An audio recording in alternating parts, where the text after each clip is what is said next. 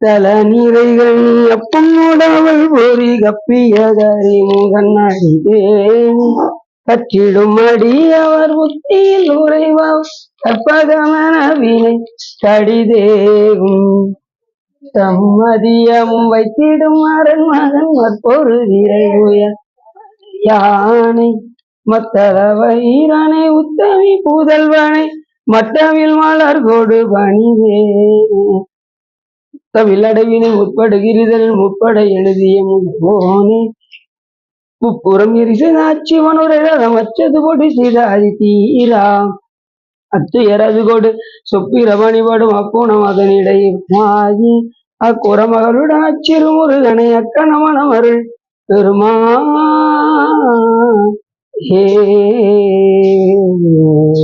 எந்தாயும் எனக்கருள் தந்தையும் நீ இந்த குலமானவை தீத்தனையாள் கந்தா கதிவேலவனே உமையாள் மைந்தா குமரா மறைநாயகனே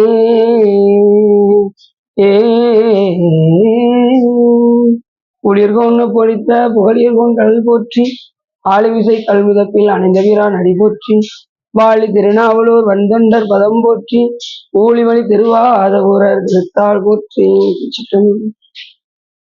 எல்லாம் அல்ல சிவகாமிபாலுடன் ஆகிய வள்ளல் வைத்தியநாதசுவாமியுடைய பெரும் கருணையினாலே நாம் தொடர்ந்து சிவ தர்மோத்தரத்தில் இரண்டாவது பகுதியாக சிவ ஞான தானவியல் பற்றி பேசுவதற்கு திருவருளும் குருவரும் அடியார்களும் போட்டியினர்.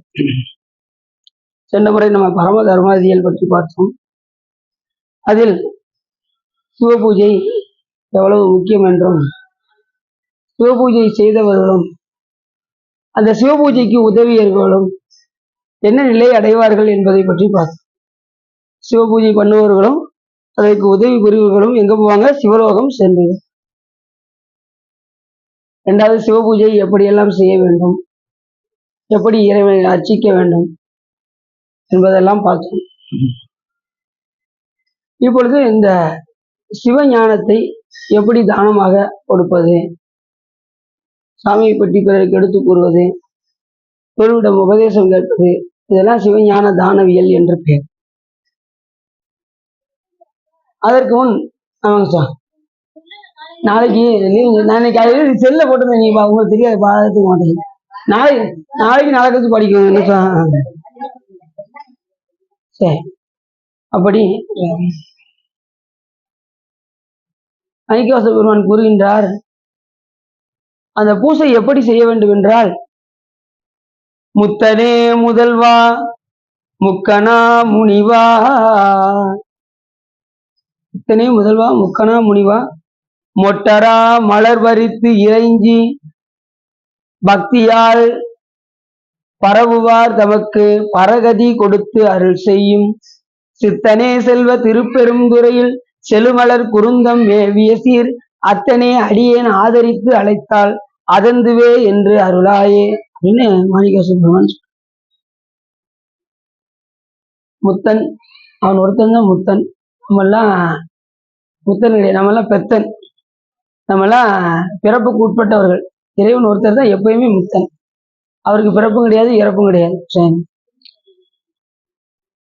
பிறப்பற்ற கடவுள், பிறப்பு இறப்பு அற்ற கடவுள் சிவபெருமான் ஒருவரே. உயிர்களாகிய நாமெல்லாம் பிறந்து பிறந்து புலண்டு கொண்டே இருக்கின்றோம். இதற்கு ஒரு முடிவு என்ன என்று கேட்டால், சிவபூஜை செய்தால் ஒழிய நாம் முக்தி அடையவே முடியாது. சிவதீட்சை பெற்றுக்கொண்டு சிவபூஜை செய்தால் ஒழிய முக்தி சித்தியாகாது என்று ஆறுமுகனாவலர் எழுதியிருக்கின்றார். அப்ப அந்த சிவபூஜையை எப்படி செய்ய வேண்டும் என்று சொன்னால், அதிகாலை பொழுது அந்த மொட்டரா மலர் பறித்து, மொட்டரா மலர்னா என்ன அர்த்தம்னா அது விரிவதற்கு முன் போய் பறிப்பது. இப்ப உதாரணத்துக்கு நீங்க அதிகாலையில் நீங்க ஒரு 4 மணிக்கு பூ பறிக்க போறீங்கன்னு வச்சுக்கோங்களேன். அந்த பூ எப்படி இருக்கும்னா மொட்டா இருக்கும், அது சுருங்கி இருக்காது, ரொம்ப விரிஞ்சு இருக்காது, ஒரு சுருங்கியும் விரிந்த நிலையிலையும் மொட்டாரா அப்படின்னு அர்த்தம். அந்த மலருக்கு பேரு மொட்டரா மலர், விரிந்து விரியாமல் இருக்கக்கூடிய மலர். அதை பறிச்சு சாமிக்கு சாத்தும் போது அது விரிஞ்சிடும். சாமி திருவடிக்கு போனதுக்கு அப்புறம் அப்படி மலரை நம்ம சாமிக்கு கொடுக்கும். முக்கனா முனிவா சாமி ஒருத்தர் தான் 3 கண்ணை உடையவர். நமக்கு 3 கண் இருக்கு. ஆனா அதை நாம என்ன செய்ய மாட்டேங்கிறோம், அதை பயன்படுத்த மாட்டேங்கிறோம். 3வது கண் தியானம் செய்தால் அந்த 3வது கன்று வெளிப்படும். அப்படிதான் கபில மாமுனிவர் பாதாள உலகத்தில் தவம் செய்து கொண்டிருக்கும் போது அந்த 60,000 பிள்ளைகளும் வந்து அம்பு எய்தும் போது அந்த 3வது கண்ணை திறந்தா 60,000 பேரும் சம்பளம். ஏற்கனவே நம்ம பார்த்தோம். அப்படிப்பட்ட நிலையில் நமக்கும் அந்த ஞானக்கண் உள்ளது. அதை நாம் எப்படி பயன்படுத்த வேண்டும் என்று சொன்னால், இறைவனை தியானித்து தியானித்து அந்த 3வது கண்ணை நாம் திறக்க வைக்கும். எல்லாருக்கும் 3வது கண் இருக்கு. சாமிக்கு போல சாமி அந்த ஞானக்கண்ணை கொடுத்துருக்காரு. அதை நம்ம பயன்படுத்தாதனால தான் நமக்கு எப்பயுமே இந்த 2 கண்ணு மட்டுமே, இந்த 2 கண்ணு வேலை செய்யறதே பெரிய விஷயமா இருக்கு. சில நேரம் தெரிய மாட்டேங்குது, கண்ணு எடுத்து தெரிய மாட்டேங்குது, எதுனாலும் கண்ணாடியை கொடுத்தாதான் எங்களுக்கு தெரியும் அப்படிங்கிறாங்க. அதுவும் பார்த்தீங்கன்னா கொஞ்ச நாள் கழிச்சு புறை ஏறிடுதுங்க. அப்புறம் ஆப்ரேஷன் பண்ண வேண்டியது அப்படிங்கிறாங்க. அதுக்கப்புறம் பார்த்தா ஒரு ஆப்ரேஷன் பண்ணி முடிச்சதுக்கப்புறம் ஒரு லென்ஸ் வச்சு விட்டுறாங்க. அது கொஞ்ச நாளைக்கு தப்பிச்சோம் பிழைச்சோன்னு கொஞ்ச நாள் ஓடிக்கிட்டு இருக்கோம். அதுக்கும் கடைசி பார்த்தா சுத்தமா தெரியாத நிலைக்கு வந்துடும். வயசாக ஆக ஆக ஆக தம்பி அங்க நிக்கிறது யாருப்பா அப்படின்னு இங்க பக்கத்துல வாப்பா தம்பி அப்படின்னா அப்படி நிலைமை ஆயிரும். நாளாக ஆக எல்லாம் ஒன்னொன்னா நம்மிடம் இருந்து செல்லும். அதற்கு முன்னாடி நம்ம என்ன செய்யணும், மொட்டரா மலர் பறித்து இறங்கி பக்தியால் பரவுவார் தமக்கு. அப்படி பக்தியால இறைவனை போற்றி பரவ வேண்டும். எப்படி போற்றி பரவ வேண்டும் என்று சொன்னால், சாமி சொன்னாரு பட்டினத்தாரு, விட்டு விட போகுது உயிர், சுட்டு விட போகிறா சுற்றத்தார், இவனை என்னாலும் ஏற்றுங்கள் போற்றுங்கள் சொன்னேன் அதுவே சுகம் அப்படிங்கிறாரு பட்டினத்தார். எப்படி ஒரு நாள் என்ன செய்ய போறாங்க, நம்ம சுற்றத்தார்களாம் நம்மளை எரிக்கத்தான் போறாங்க, அது நிச்சயம். அதுல எந்த மாற்று கருத்தும் கிடையாது. ஒரு நாள் உயிர் போகத்தான் போகுது. அதுக்கு முன்னாடி நம்ம செய்ய வேண்டிய வேலை என்ன, சிவபெருமானை என்னாலும், என்னாலும்னா தினசரி நடத்தும், நாளும் ஏற்றுங்கள், ஏத்தி போற்றி வழிபாடு செய்து இந்த பிறவியிலிருந்து நீக்கக்கூடிய வழியை நாம் பார்த்துக் கொள்ள வேண்டும்.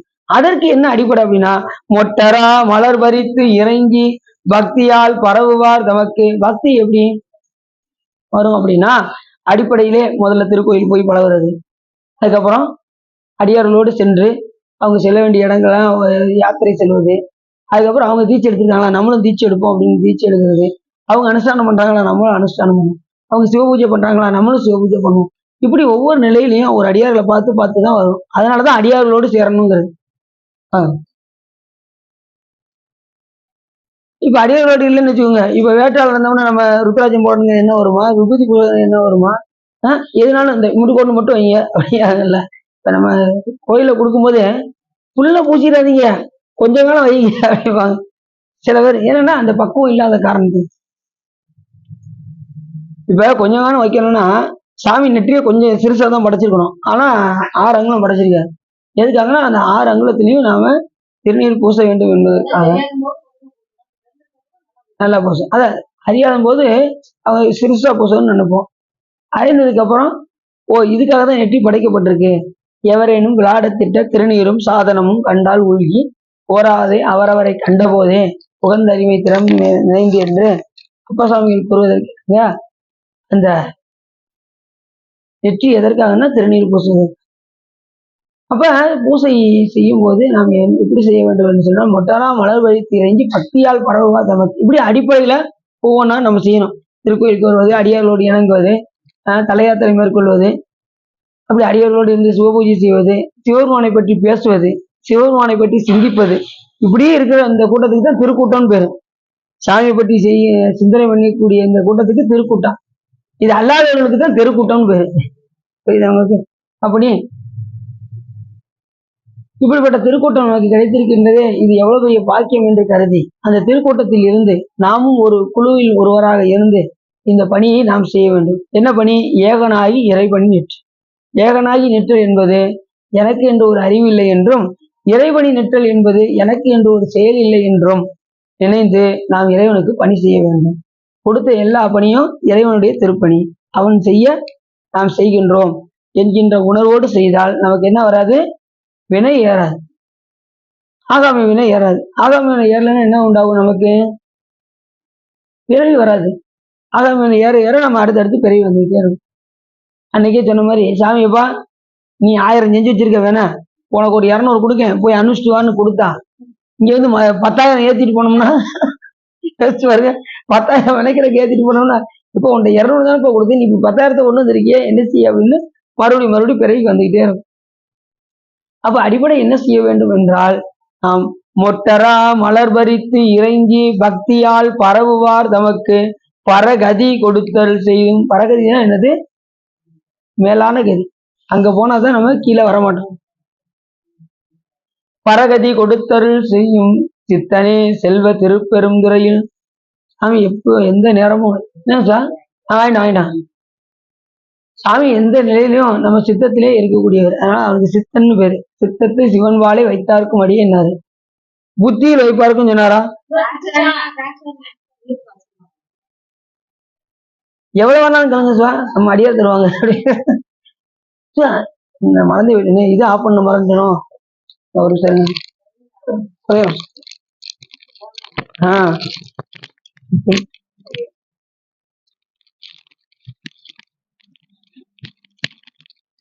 பக்தியால் பரவுவார் நமக்கு பரகதி கொடுத்தல் செய். சித்தனே எந்த நிலையிலும் சாமி எப்படி இருப்பாரோ நம்ம சித்தத்திலேயே ஒன்றியே இருப்பார். அதுலதான் நம்ம சாமியை ஸ்டோரேஜ் பண்ணி வைக்கணும். அடிக்கடி சாமி திருக்கோயிலுக்கு வந்து அந்த சிவலிங்க மூத்தத்தை அந்த சித்தத்துல பதிய வைக்கணும். ஏன்னா அது வந்து தெளிவடையக்கூடிய கரி என்ற காரணத்தினால் அதுல வந்து அதனாலதான் சித்தத்தை சிவன்பாலை வைத்தார்க்கும் அடியேன் அப்படின்னு அவசியம். அதனால நம்ம அந்த சித்தத்துல நம்ம தெளிவா ஒரு சிவபெருமான் தான் முழுமுதற் பொருள் என்பதை அறிந்து அந்த சித்தத்துல ஸ்டோரேஜ் பண்ணி வச்சு எந்த நிலையிலையும் ஈசனை உட்கார்ந்து சிந்தித்து கொண்டே இருக்கு.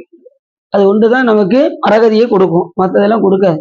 சித்தனே செல்வ திருப்பெருந்துறையில். மாணிக்கவாச பெருமானை ஆட்கொண்ட இடம் எது? திருப்பெரும். சித்தனே செல்வ திருப்பெருந்துறையில் அத்தனை அடியேன் ஆதரித்து அழைத்தால் அதந்துவே என்று அருளாயே. பெருமானே என்னை விட்டுறாத, எப்படியாவது என்னை ஆட்கொண்டு விடு. பாரோடு விண்ணாய் பறந்த என் பரனை பற்றி நான் மத்திலேன் கண்டாய். சீரோடு பொலிவாய் சிவபுரத்து அரசே, திருப்பெருந்துறை மேவிய சிவனே, ஆரோடு நோகே ஆருக்கு எடுத்துரைக்கேன் ஆண்ட நீ அருள் இல்லையானால் வார்கடல் உலகில் வாழ்கிறேன் கண்டாய் வருக என்று அருள் புரியாயே என்று சொல்வதற்கிறாங்க. பெருமானே நான் இதை யார்கிட்ட போய் சொல்லுவேன், யார்கிட்ட போய் நோகு, என்னை நீ ஆண்டால் மட்டும் போதாது, நீ என்ன செய்ய வேண்டும் என்றால் எனக்கு அருளும் செய்ய வேண்டும் என்று மாணிக்கவாசகர். ஆண்டல் என்பது என்னன்னா நம்ம அடியாராக ஏற்றுக்கொள்ளுதல். அருள் என்பது என்னன்னா இந்த வழிபாட்டில் நம்மை நிலைத்து இருக்க வைப்பது. இப்ப நம்ம நிலைச்சிருக்கோமா? வழிபாட்டில் நிலைச்சிருக்கோமா? அப்ப இறைவனுடைய அருள் நமக்கு இருக்கிறதுனாலதான் நம்ம இந்த வழிபாட்டுல நினைச்சிருக்கோம். இல்லைன்னா அடுத்து ஞாயிற்றுக்கிழமை ஆயிடுச்சுன்னா நான் உன்னை தொடுவேன், அதனால கழட்டி வச்சுட்டு அப்படி வாங்கல. ஞாயிற்றுக்கிழமை ஆயிடுச்சுன்னா நிறைய பேர் பார்த்தீங்கன்னா ருத்ராஜம் போட்டு நினைச்சிருக்காங்க, ஞாயிற்றுக்கிழமை கழட்டி வச்சுட்டு அது சாப்பிட்டுட்டு மறுபடியும் எடுத்து போட்டுக்கிறாங்க. அந்த மாதிரி அது வந்து நிலைத்த வழிபாடு கிடையாது, அது அறியாமை செய்யற குற்றம். அதுக்கப்புறம் சாமி உணர்த்தி அதுக்கப்புறம் வருவாங்க. நமக்கு சாமி உணர்த்திருக்காரு, அதனால நாம தொடர்ந்து என்ன செய்ய வேண்டும், இந்த வழிபாட்டை நிலைத்து இருக்க வேண்டும். அதை நமக்காகவே மாணிக்கவாச பெருமான் ஒவ்வொரு பாட்டிலையும் கேட்கிறாரு. அவருக்காக இல்லை, எல்லாமே நமக்காக தான். அருளாளர்கள்லாம் பாடல் பாடுறாங்கன்னா யாருக்காக பாடுவாங்கன்னா நமக்காக தான் முழுக்க முழுக்க பாடியிருக்காங்க. இந்த உயிரெல்லாம் எப்படியாவது கிடைத்தே வேண்டும் என்பதற்காக தான் எல்லா அருளாளர்களையும் பூலோகத்துக்கு அனுப்பி அவங்க பாடல் மூலியமாக நமக்கு தந்திருக்கின்றார்கள். இப்ப அப்போ சமையல் ஒன்னொன்னு சொல்றாருன்னா நான் செய்யல. இப்போ மாணிக்கவாச பெருமானே நான் பூமாலை புனைந்தேத்தல, புகழ்ந்துரைக்கல, புத்தேரில் கோமானின் திருக்கோயில் தூகையன் வெளுகையன் கூத்தாடையின் சாமாரை விரைகின்றேன் சதராளா உன்னை சார்பானே என்று சொல்வதற்கு நான் இதெல்லாம் செய்யல அப்படின்னா நம்ம அதெல்லாம் செய்யணும்னு அர்த்தம். அவர் அவருக்காக சொல்ல, நமக்காக சொல்ல. அவரா ஞானம் இல்லாதவர் மாணிக்கவாச பெருமான் ஞானத்தின் ஞானமாக திகழ்ந்து சிவபெருமானுடைய திருவடியை அடைந்தார். எல்லாமே நம்ம உயிர்களுக்காக தான் எல்லாமே சொல்லியிருக்காரு சாமி. சரி, அப்படி இந்த பாட்டுல மிக அற்புதமாக சொல்கின்றார் நமது மாணிக்கவாச பெருமானே. எப்படியாவது மொட்டரா மலர் பறித்து இறைஞ்சி பக்தியால் பரவாதவனுக்கு பரகதி கொடுத்தல் செய்யும் எங்கள் பெருமான். சித்தனை செல்வ திருப்பெருந்துறையில் செழுமலர் குறுந்த மேவிய சீர் அத்தனை அடியன் ஆதரித்து அழைத்தால் அதந்துவே என்று அருளாயே என்று சொல்வதற்காக எங்கள் கருணாமூர்த்தி. நீங்களும் வழக்கம் போல இன்னைக்கு சொன்னேன், அதுக்கப்புறம் போட்டு விட்டேன் சார் நேரத்துல. ஏன்னா நாளைக்கு பேச முடியாது, நாளைக்கு ஊருக்கு போக வேண்டியிருக்கு, அதனால நீ பேச. சரி பரவாயில்ல, இருக்கட்டும். எல்லாம் ஒரு முடிவோட தான் தெரியும். ஆமா ஆமா சரி சரி சரி.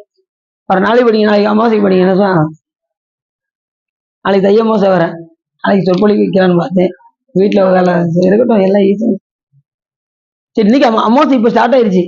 எப்படி சாமி விடல அப்பயும் பாருங்க, சாமி கருணாமூர்த்தி அப்படியே ஆரம்பிச்சிருச்சு. சரி, அப்படி நாளைக்கு பேசினா கூட முடிஞ்சிடும். இன்னைக்கு அதனாலதான் பேச வச்சிருக்காரு சாமி. சாமி அப்படி நம்ம இன்னைக்கு பார்க்கக்கூடியது இரண்டாவது இயலை பத்தி பார்க்க போறோம். இரண்டாவது இயல் என்னதுன்னா சிவஞான தானவியல் என்று பேர். அதில் முக்கியமாக சொல்லப்படுவது என்னவென்று கேட்டால், அந்த சிவஞானம் என்பது பரஞானம் எனவும் அபரஞானம் எனவும் இருவிதம் ஆகும். ஞானம் எத்தனை ஞானம் சொன்னோம்? இருவகை ஞானம். ஒன்று அபரஞானம், மற்றொன்று பரஞானம். அபரஞானம் என்பது நூல்களால் கற்கக்கூடிய அறிவு, பரஞானம் என்பது அனுபவத்தினால் ஏற்படக்கூடிய அறிவு. அப்படி இருவித ஞானமாக காமிக முதலாகிய திவ்ய ஆகமங்கள் என்றறிக என்று இந்த செய்யுள்ல ஏற்கனவே சாமி என்ன செஞ்சிருக்காரு, ஆகமத்துல இதெல்லாம் எடுத்து உரைத்திருக்கின்றார். அதைத்தான் இப்ப முருகப்பெருமான் எடுத்து அகத்திய மாமுனிவருக்கு சொல்கின்றார். இப்ப அபரஞானம் என்றால் என்ன, பரஞானம் என்றால் என்ன அப்படிங்கிறதுக்கு நமது அப்பசாமிகள் சொல்றாரு, விறகில் தீயினன் பாலில் படு நெய்போல் மறைய நின்றுளான் மாமணி ஜோதியான் உறவுகோல் நட்டு உணர்வு கயிற்றினால் முருக வாங்கி கடைய முன் நிற்குமே அப்படிங்கிற. பால்ல நெய் இருக்கு, விறகுல நெருப்பு இருக்கு, அதை பத்த வச்சா தெரியும். பாலை கடைஞ்சா நெய் வரும். அதே போல இறைவன் மேல் அன்பு செலுத்தினால் அவர் வெளிப்பட்டு தோன்றுவார். எப்படி அன்பு செலுத்த வேண்டும் என்றால், அவனை உறவுகோல் வைத்து நான் அன்பு செய்தால், தாயாகவோ தந்தையாகவோ மாமனாகவோ உச்சானாகவோ அத்தையாகவோ மாமனாகவோ ஏதாவது உறவு வைத்து, அப்ப நீ அம்மை நீ ஐயனும் நீ அன்புடைய மாமனும் மாமியும் நீ ஒப்புடைய மாதரும் உன் பொருளும் நீ ஒருகுலமும் சுற்றமும் ஓரூரும் நீ துய்ப்பனமும் உய்ப்பனமும் தோற்றுவாய் நீ துணையாய் என் நெஞ்ச துறப்பிப்பாய் நீ இப்பொன்னி இம்மணி நீ இம்முத்தும் நீ இறைவன் நீ ஏறூர்ந்த செல்வன் நீயே என்று அப்பசாமிகள் சொல்வதற்கு ஏதாவது ஒரு உறவை வைத்து இறைவன் மேல் அன்பு செலுத்த வேண்டும்.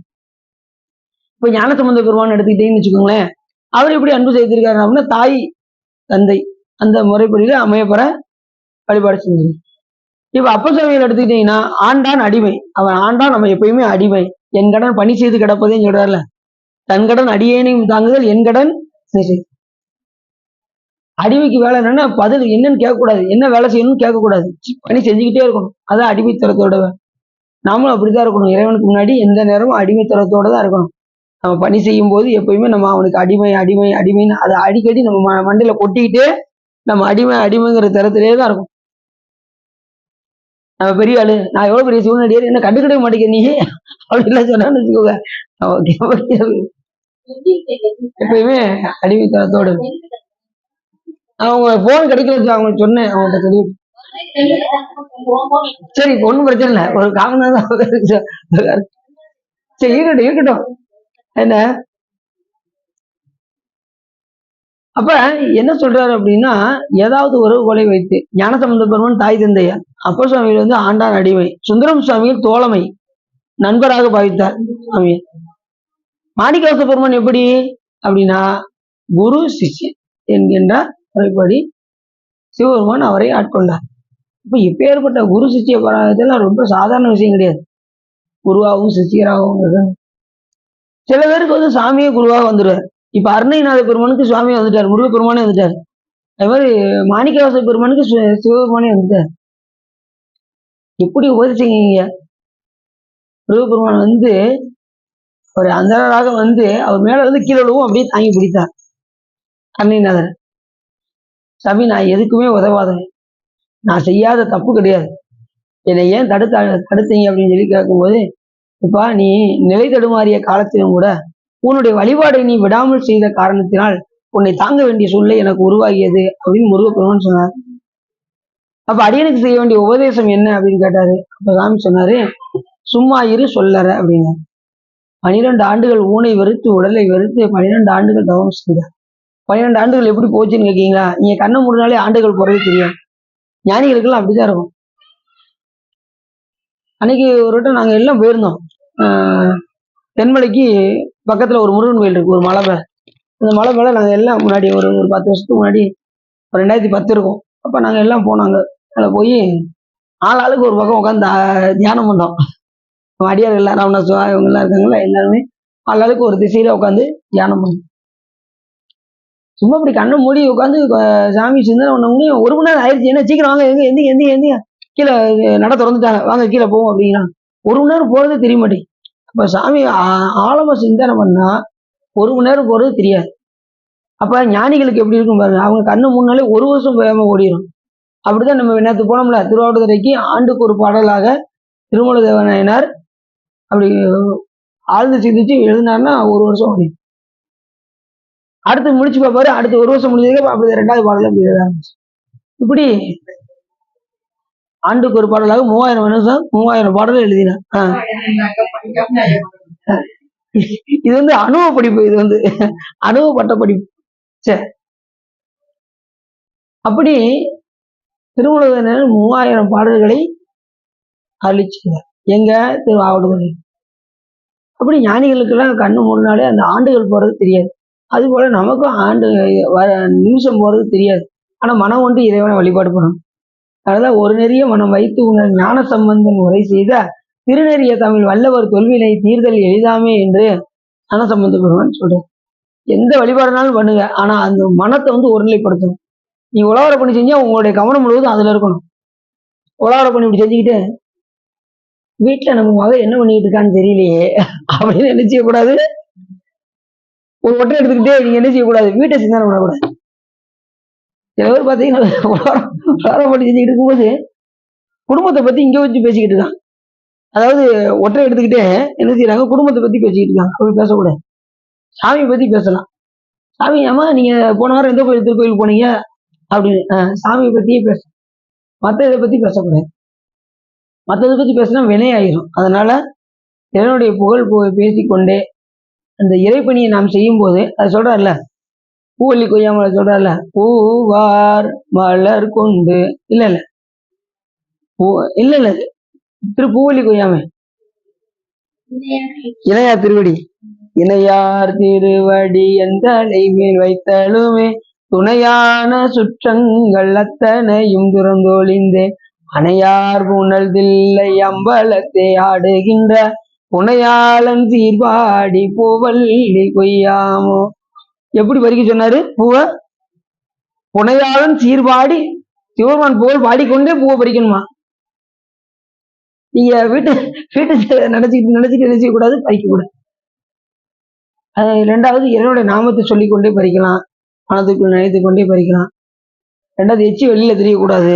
நீங்க பேசும்போது எச்சி பூவுல பற்றக்கூடாது. ரொம்ப கவனமா பறிச்சு சாமிக்கு சாத்தணும். எச்சி மலராக ஆயிடக்கூடாது. நேற்று நம்ம அடியார்கள்லாம் ரொம்ப சிறப்பு. எந்த தளத்துக்கு போனாலும் சரி அங்க மலரை வெளியில பறிச்சு எல்லா கோயிலுக்கும் கொடுத்தாங்க. அது பெரிய சிறப்பு. எல்லா திருக்கோயிலுமே வெளியில அங்க மலர் இருக்க எல்லாருமே பறிச்சு சாமி. அது ஒரு பெரிய ஒரு பாக்கியம். போட்டது அதை அவங்களுக்கு அனுப்பி சொல்லிட்டாங்களா, நினைச்சு என்னடா சொல்லலையே சொல்லிட்டு அனுப்பிச்சேன். இந்த நைட்டு போல இன்னைக்கு அதான் வேலை, எல்லாருக்கும் அவங்கவுங்க போட்டோவை அனுப்பி வைக்கணும்.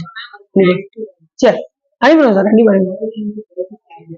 அப்படி ஞானம் என்பது 2 வகை ஞானம், ஒன்று அபரஞானம், மற்றொன்று பரஞானம். அபரஞானம் என்பது நூறுகளால் கற்கக்கூடிய அறிவு, பரஞானம் என்பது அனுபவத்தினால் ஏற்படக்கூடிய அறிவு.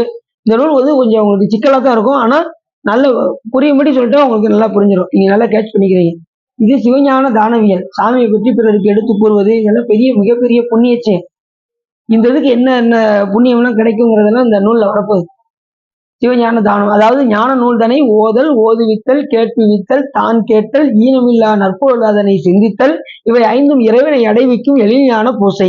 இப்ப நீங்க என்ன பண்ணிருக்கீங்கன்னா எளிமையான சிவ பூஜை பண்ணிட்டு இருக்கீங்க. சாமியை பத்தி கேட்கறது எப்படி, பிறரை கேட்புவித்தது, தான் கேட்பது, இதெல்லாம் சாமியுடைய புகழை கேட்பதெல்லாம் என்ன பூசை அப்படின்னா எளிமையான சிவ பூசை. அதை நீங்க இப்ப பண்ணிட்டு இருக்கீங்க.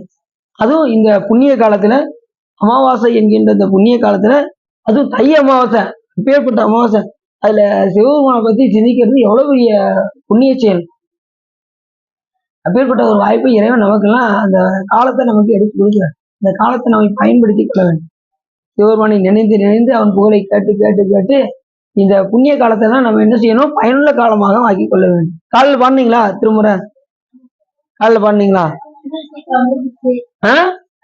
9 முடிஞ்சிருச்சா? சரி சரி, சந்தோஷம். இப்படியே கம்ப்ளீட் பண்ணிடுங்க. வாழ்நாள் முழுக்கணும் நம்ம கம்ப்ளீட் பண்ணிட்டு மறுபடியும் பண்ணி திரும்ப படிங்க. அது மாதிரி நிறைய நூல்கள்லாம் இருக்கு. திருக்குறள் கம்ப்ளீட் பண்ணுங்க.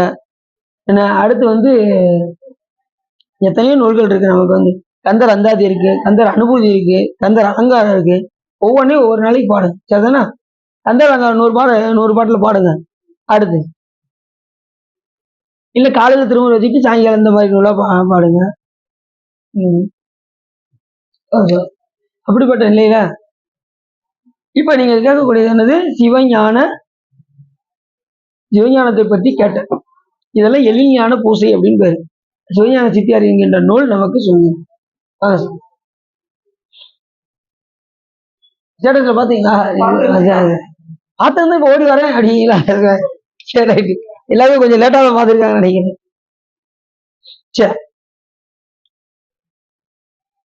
அப்ப இறைவனை வந்து ஏதாவது உறவுகள் நட்டு நாம இறைவனை வழிபாடு செய்ய வேண்டும். அப்படி செய்தால் நமக்கு என்ன உண்டாகும் அப்படின்னாரு, விறகில் தீயினன் பாலில் படுனை போல் மறைய நின்றுதான் மாமணி ஜோதியான் உறவுகோள் நட்டு உணர்வு கையிற்றினால் முருக வாங்கி கரையமுன் இருக்கு. அன்பு என்கின்ற பத்தத்தை ஒன்றி அறிவு என்கின்ற கயிறை வைத்து திரித்தால் சிவபெருமான் வெளிப்பட்டு கொண்டுவார். அந்த 2 வகை ஞானம் என்ன என்று கேட்டால், ஒன்று அபரஞானம், மற்றொன்று பரஞானம். இந்த 2 வகை ஞானத்தை கொண்டுதான் நாம் இறைவனை அடைய முடியும். நூல்களால் கற்கக்கூடிய அறிவு, அனுபவத்தினால் ஏற்படக்கூடிய அறிவு. நமக்கு எத்தனை அனுபவம் கிடைச்சிச்சு நேற்று திருக்கோயில் போகும்போது. பிரியா சிவா சொல்லிட்டு வராங்க, சிவா இந்த கோயில நீங்க நடராஜரை பார்க்காம வந்துட்டீங்களே சிவா அப்படின்னாங்க. அப்படின்னு அடுத்த கோயிலுக்கு போறோம், எல்லாம் நடராஜரா இருக்கு. அப்ப எவ்வளவு ஆனந்தமா இருக்கு. நிறைய சிறப்பு. 2வது பொன்னம்பலத்துல எல்லாருக்கும் சாமியுடைய மாலையெல்லாம் எடுத்து கொடுத்தாங்க. ரொம்ப சிறப்பு. இன்னும் நிறைய அனுபவங்கள்லாம் கிடைச்சது. என்ன அது மாதிரி மேல உள்ள லிங்கம் எல்லாம் போய் பார்க்க போனோம், ஆகாய லிங்கம்லாம் போய் பார்க்க போனோம். சிறப்பு. அப்படி இந்த ஞானம் என்பது அவர ஞானம், பரஞானம். இந்த 2 வகை ஞானத்தினால்தான் நம்ம ஈசனை அடைய முடியும் என்ற காரணத்தினாலும் அரிய ஞானத்தை ஐயமும் ஐயலும் பிரியவே ஒளி ஆகிய பெற்றியை பருவ முற்றவர் பால் உபதேசிகன் உருகி ஓர உரைப்பதுவும் ஓதுவாம். ஆசிரியர் எப்படி அப்படின்னா, ஆன்மாக்களிடத்தில் நேரத்தால் ஐயம் தெரிவு இன்றி அதை ஞான நூல்களை என்ன செய்யணும், போதிக்க வேண்டும். அப்படி போதிக்கிறதுனால என்ன உண்டாகுமா, உபதேசிக்கும் முறை நாம் சொல்லுகின்றோம். இப்ப சொல்றாங்க, முதல்ல வந்து இது என்ன சொல்றாரு, ஆசிரியர் ஞான நூல்களை பிறருக்கு உபதேசம் செய்யும் போது எப்படி உபதேசிக்கணுமா, ஐயம் தெரிவின்றி சொல்லணும். உங்களுக்கு சந்தேகம் வர மாதிரி நான் சொல்லக்கூடாது. இந்த விஷயத்த வந்து ஒரு வாட்டு அவரை ஞானங்காரு, பரஞானங்கிறாரு. அவரை ஞானமும் ஒன்றும் புரியல, ஒரு வாட்டு சொல்லிட்டு போய்கிட்டே இருக்காரு அப்படிங்கிறது இல்லாம அது ஐயம் தெரிவின்றி நான் அப்படின்னு சொல்லணுமா, கேட்கிறவங்களும் ஐயம் தெரிவின்றி கேட்கணுமா, அதுதான் ஞான ஆனமா. அப்படிப்பட்ட இதை சொல்றாரு. அரிய ஞானத்தை ஐயமும் ஐயலும், ஐயம்னா ஐயம் தெரிவு, இதுவோ அதுவோ என்று இல்லாமல் ஐயம் தெரிவின்றி கற்க வேண்டும். அது ஆசிரியர் அந்த அளவுக்கு என்ன செய்யணுமா, ஞானத்தை போதிக்க வேண்டும். மாணவர்கள் அது அடிப்படையில அதை புரிந்து கொள்ள வேண்டும் என்று இந்த முதல் பாட்டுல சொல்றாரு. சிந்தை செய்க அகத்தியனை. இப்ப முருகப்பெருமான் வந்து அகத்திய மாமுனியை பார்த்து சொல்றாரு, நான் சொல்றது நல்லா புரிஞ்சுக்கப்பா. இப்ப யார் உபதேசம் பண்றா, முருகப்பெருமான் வந்து அகத்திய மாமுனிவருக்கு உபதேசம் பண்றாரு. சிந்தை செய்க, சிந்தையில வச்சுக்கோப்பா. அகத்தியா தீவினை பந்தமும் பசு பாசமும் மாயையும் அந்த மாயையும் ஆக்கிய ஆக்கையும் நைந்து போக நல்லாருக்கு நற்கரே. இப்ப என்ன சொன்னாருன்னா, இந்த உயிர்களுக்கு இயல்பாக இருக்கக்கூடிய பந்தபாசமாக வழங்கக்கூடிய கண்மம் மாயை ஆணவம் என்கின்ற இந்த மும்மலம் இருக்கு, அது நீங்குமாறு நீ என்ன செய்ய, சிந்தனை செய்வாயாக என்று முருகப்பெருமான் யாரை பார்த்து சொன்னாரு, அதெல்லாம் ஆன்மாக்களிடம் இருக்கக்கூடிய அந்த பந்தபாசம் விலகும்படி நீ சிந்தை செய்வாயாக அப்படின்னு அகத்திய மாமுனிவரை பார்த்து முருகப்பெருமான் சொன்னார். நம்ம கிட்ட இயல்பா என்ன இருக்கு, பந்தபாசம் அறுக்க வல்லார்களே. இந்த கடைசி பாட்டு, காதலாய் கசிந்த கடைசி பாட்டு சொல்லுங்க பார்ப்போம்.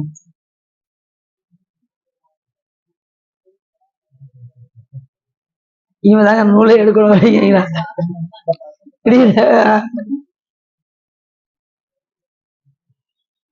அது சொல்றல அந்த பாசம் அறுக்க வல்லாது.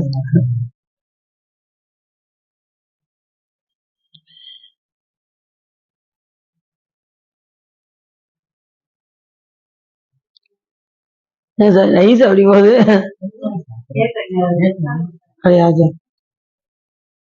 அப்ப பந்த பாசம்னா நீங்க என்ன நினைச்சிடக்கூடாது, பாசத்தெல்லாம் விட்டுட்டு இந்த சொந்த பந்தம் எல்லாம் விட்டுட்டு நிறைய பேர் அப்படிதான் நினைக்காங்க. பந்தம்னா சொந்த பந்தத்தை நினைச்சுக்கிறாங்க. பாசம்னா நம்ம பிள்ளைகிட்ட இதெல்லாம் பிள்ளைகிட்ட காட்டுற பாசத்தெல்லாம் விட்டுட்டு நான் பாட்டு துறவியா காட்டுல போய் இருந்துடணும் போலுங்க அப்படின்னு நினைக்காங்க. அது கிடையாது. பந்த பாசம் என்பது நமக்கு தொன்று தொட்டு வரக்கூடிய, நாம எப்ப பிறவிக்கு வந்தோமோ அப்ப இருந்தே நமக்கு இந்த தொன்று தொட்டு வரக்கூடியது என்ன அப்படின்னா இந்த கண்ம மலம், மாயா மலம், ஆணவ மலம். நம்ம பிறவி கொடுத்ததுமே நமக்கு மூலகன்மம் வேலை செய்யும்.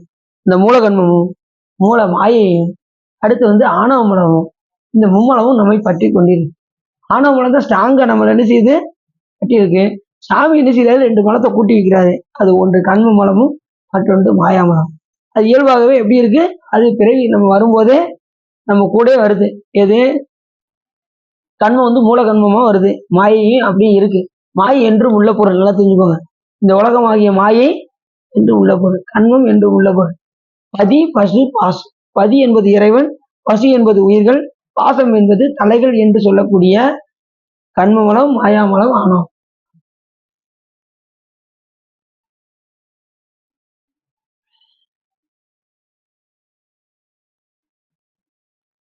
அது கெடும்படி நீ சிந்தனை செய்வாயாக அப்படின்னு யார் சொல்றா, முருகப்பெருமான் அகத்திய மாமன் கிட்ட சொல்றாரு.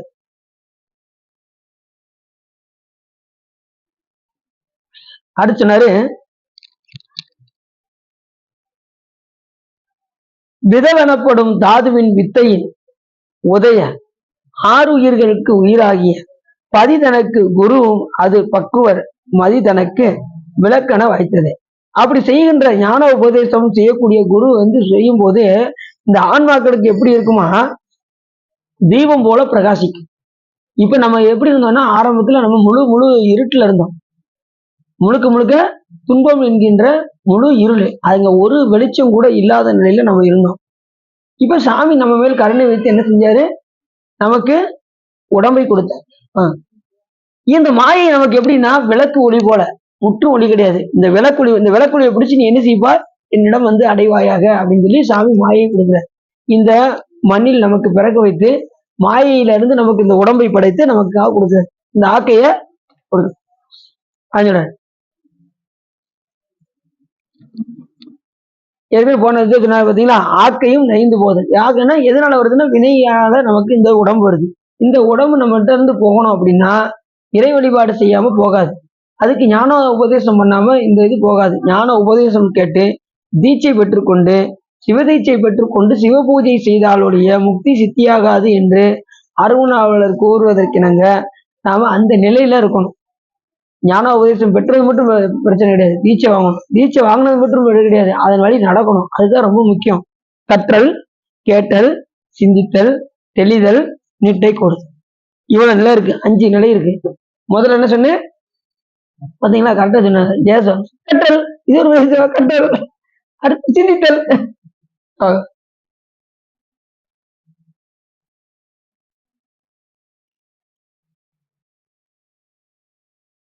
அடுத்து தெளிதல், சிந்திச்சதுக்கு அப்புறம் தெளிதல், அப்புறம் நீட்டை கொடுது.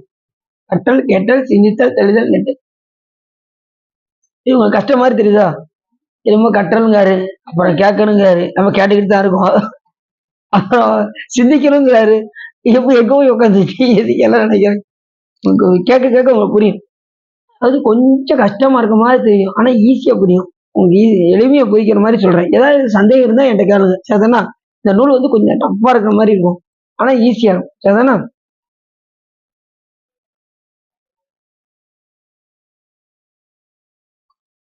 அப்ப சாமி நமக்கு என்ன செய்யறாரு, இந்த மாயில இருந்து இந்த உடம்பை படைச்சு கொடுக்கும்போது நமக்கு இது எப்படி இருக்குன்னா, நமக்கு இறைவனை அடைவதற்கு இது தீப ஒளி போல நமக்கு இது பயன்படுது.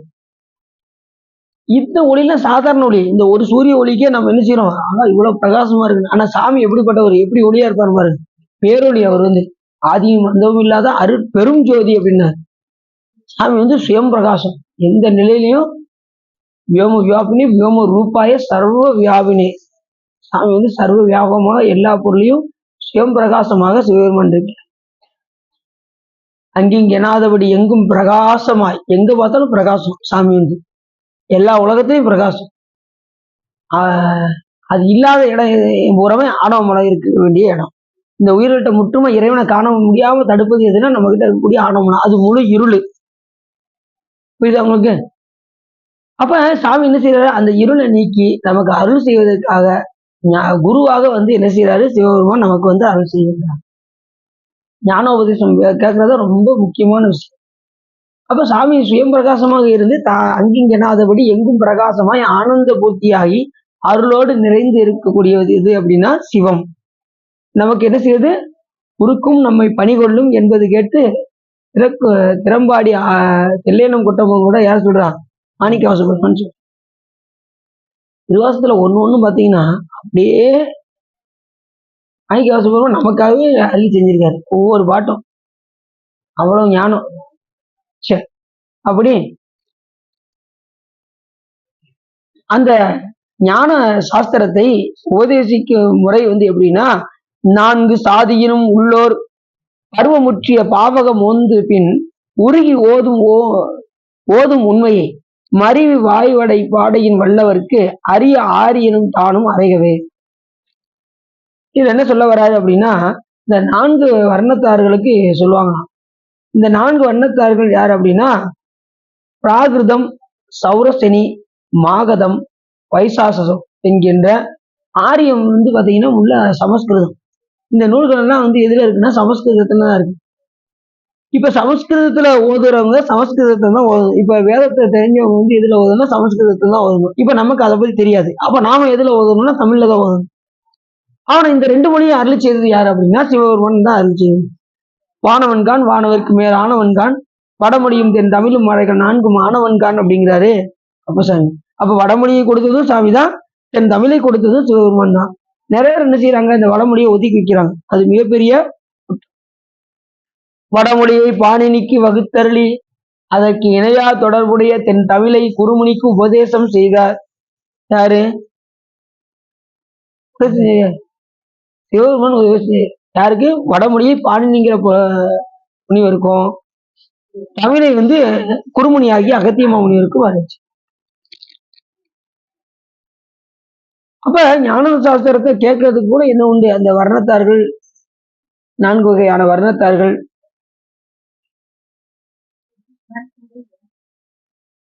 அது இந்த 4 வண்ணத்தார்களுக்கு அந்தணர்களுக்கு மட்டுமே. இது வேதம் படிக்கிறாங்க பார்த்தீங்களா, அவங்களுக்காக சொல்லப்பட்டது, நமக்கு கிடையாது.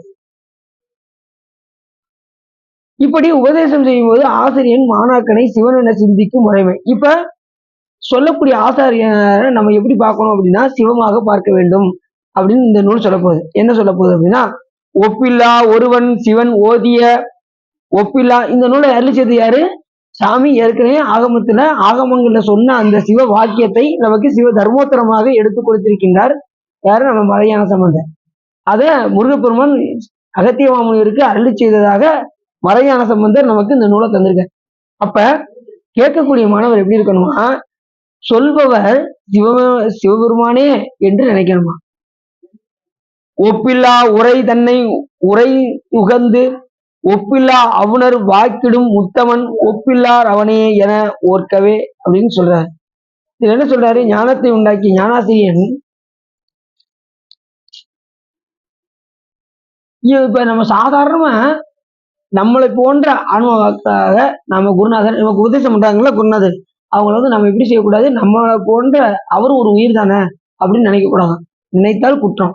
அவங்களை நம்ம எப்படி பார்க்கணும், சிவமாக குருவே சிவம் என கூறினன் நந்தி. குருவே சிவமென குறித்து வர. அப்ப நம்ம ஞானத்தை கொடுக்கின்ற ஞான குருவாக வந்து சாமி என்ன செய்வாரு, மானுட சட்டை தாங்கி வந்து குருவாக வந்து நமக்கு உபதேசம் செய்வார். அப்படிப்பட்ட குருவை நம்ம எப்படி பார்க்கணும், சிவமாக பார்க்கணும். அவர் எப்படி இருப்பாரு அப்படின்னா, அந்த குரு எப்படி இருப்பாருன்னா சிவபெருமான் போலே என் குணமாக இருப்பார். அது சொல்றாரு, பருவம் முற்றவர் பால் தேசிகன் அப்படின்னாலே நமக்கு உபதேசம் செய்யக்கூடிய குருநாதர் நினைச்சுக்கணும். இதுதான் தேசிகன். அதனாலதான் குருநாதர்கள் என்ன செய்வாங்க அப்படின்னா தேசிகன் பேர் வைப்பாங்க. அம்பலவான தேசிகர், சிவபிரகாச தேசிய பரமாச்சாரிய சுவாமிகள் அப்படின்னு சொல்றோம்ல. இப்ப சண்முக தேசிய பரமாச்சாரிய சுவாமிகள். அந்த தேசிகன் அப்படின்னா ஒளி பொருந்தியவர் நடத்து.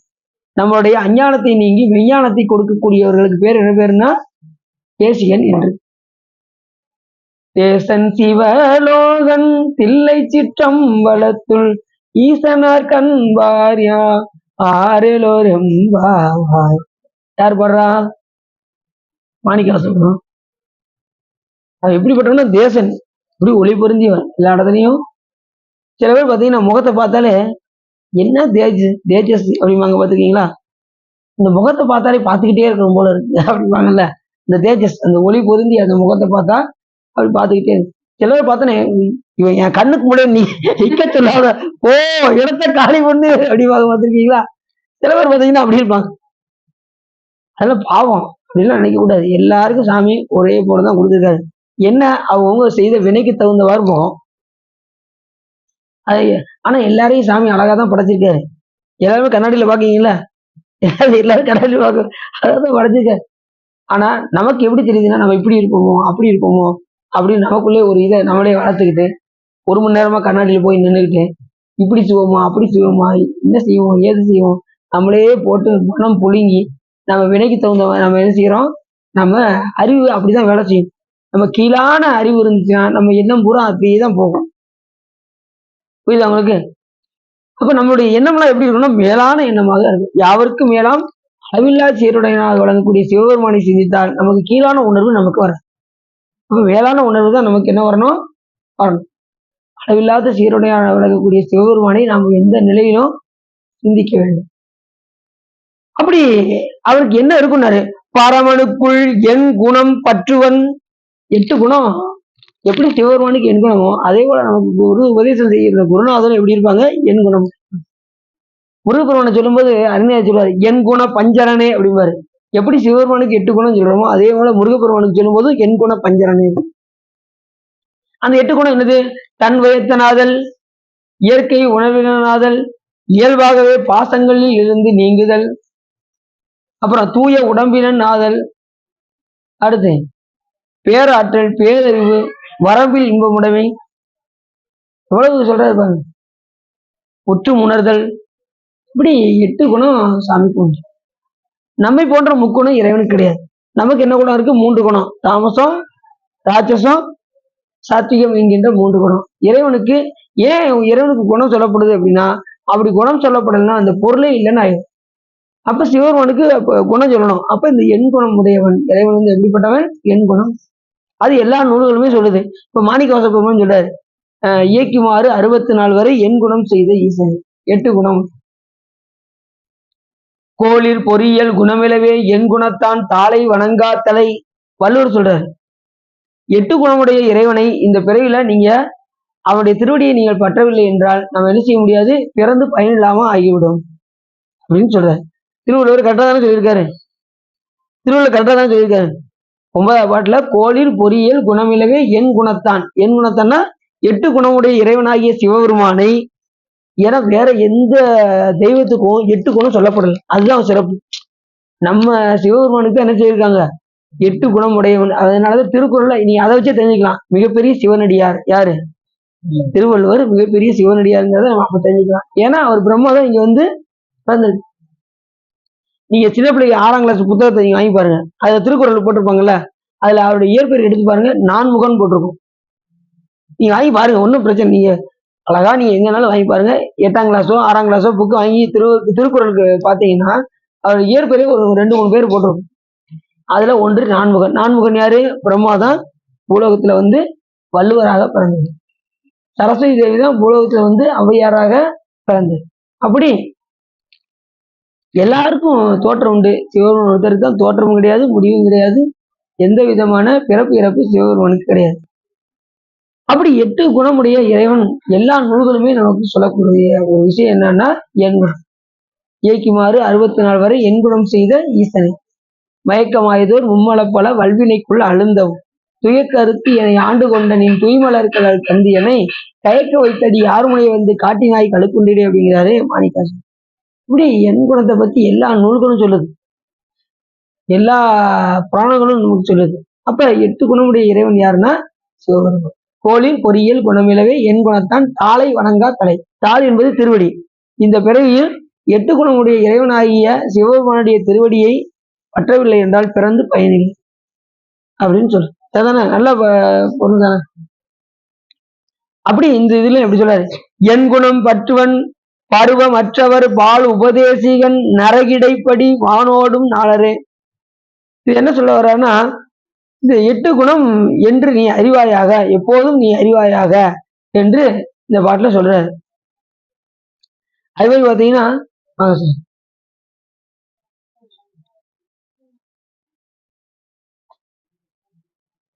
பல பாடல்கள திருத்தண்டகத்திலாம் வருது. குணமாக கொள்ளோம் என் குணத்துள்ளோமே அப்படிங்கிறாரு. இன்னொரு பாட்டுல 8 வான் குணத்து ஈசன் எம்மான் தன்னை அப்படிங்கிறாரு. பல பாடல்கள் அப்படி சொல்றாரு. இப்ப அவக்குவர்களுக்கு இந்த இலக்கணத்தை என்ன செய்யக்கூடாதான், சொல்லக்கூடாதான். பக்குவர்களுக்கு தான் இந்த ஞான நூலை ஓதுவிக்கணுமே தவிர அவக்குவர்களுக்கு ஓதுவிக்க கூடாது என்று நமக்கு நூல் சொல்லுது.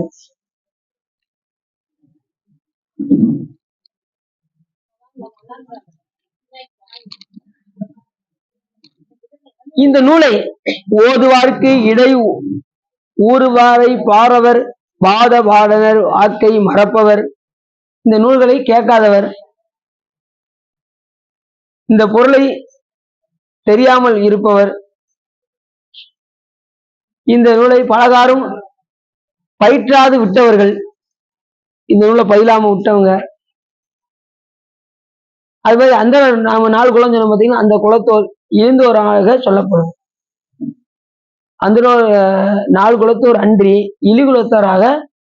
அப்ப இந்த நூல்களை கற்ற அந்த 4 உயர்ந்த குலமாக விளங்குவோம். அப்படி இல்லை என்று சொன்னால் நம்ம அந்த 4 இழிகுலத்தாக ஆகிவிடுவோம். இந்த நூலை நம்ம கற்கலைன்னா இழிகுலத்தோரோடு சேர்ந்து விடுவோம் அப்படின்னு சொல்றாரு. அப்ப எவ்வளவு உயர்வான ஒரு நூல் நமக்கு கிடைச்சிருக்கு பாருங்க, சிவ தர்மோத்தரம் என்கின்ற நூல். அது என்ன சொன்னாரு, இந்த நூலை கற்றவர் உயர்ந்தவர் ஆகும். அடுத்து சொன்னாரு, இந்த நூலுடைய பயனை தரிக்க மாட்டாதவர்கள், கேட்ட பொருளை அதன் வழி சொன்னாமல் தவற சொல்லுவாங்க. இந்த நூலை நல்லா தெரிஞ்சுக்கோங்க. இந்த நூலை ஆழ்ந்து கேட்கணும், புரிந்து கேட்கணும், கேட்காம விட்டுறக்கூடாது. கண்டிப்பா இந்த நூல்களை நம்ம கேட்கணும். கேட்டா அதனுடைய பயனை கண்டிப்பா இது தரும். இது அல்லாதவர்களுக்கு நம்ம இந்த நூலை பத்தி சொல்லக்கூடாது அப்படிங்கிறத நூல் சொல்லுது. இது அல்லாது அவங்க இப்ப பசியே இல்லாதவங்க கூட்டு வச்சு நீங்க சாப்பாடு போட்டா அவன் சாப்பிடுவானா? சாப்பிட மாட்டான்ல. அதே போல இந்த ஞான தாகம் உடையவர்களுக்கு நம்ம எடுத்து சொன்னா, இப்ப சொற்பொழிவு சொன்னது இவ்வளவு பேர் வந்துட்டீங்க, எதுக்குன்னா அந்த பக்குவம் இருக்கு. அப்ப எப்படியாவது அந்த நூலை கேட்கணும் அப்படிங்கிற அந்த ஆர்வம் இருக்குல்ல, அந்த ஆர்வமே நம்ம உயர்ச்சி. உங்களுக்கு புரியுதா? ஞான நூலை கேட்கணும், சிவபெருமானுடைய நூலை நம்ம கேட்கணும், இன்னைக்கு ஏதாவது நம்ம அறிவு நமக்கு ஏதாவது தெளிவடையுதான்னு பார்ப்போம் அப்படின்னு சொல்லி நம்ம நாள்தோறும் சிவபெருமானுடைய நூலை நாம கேட்டுக்கொண்டே இருக்க வேண்டும்.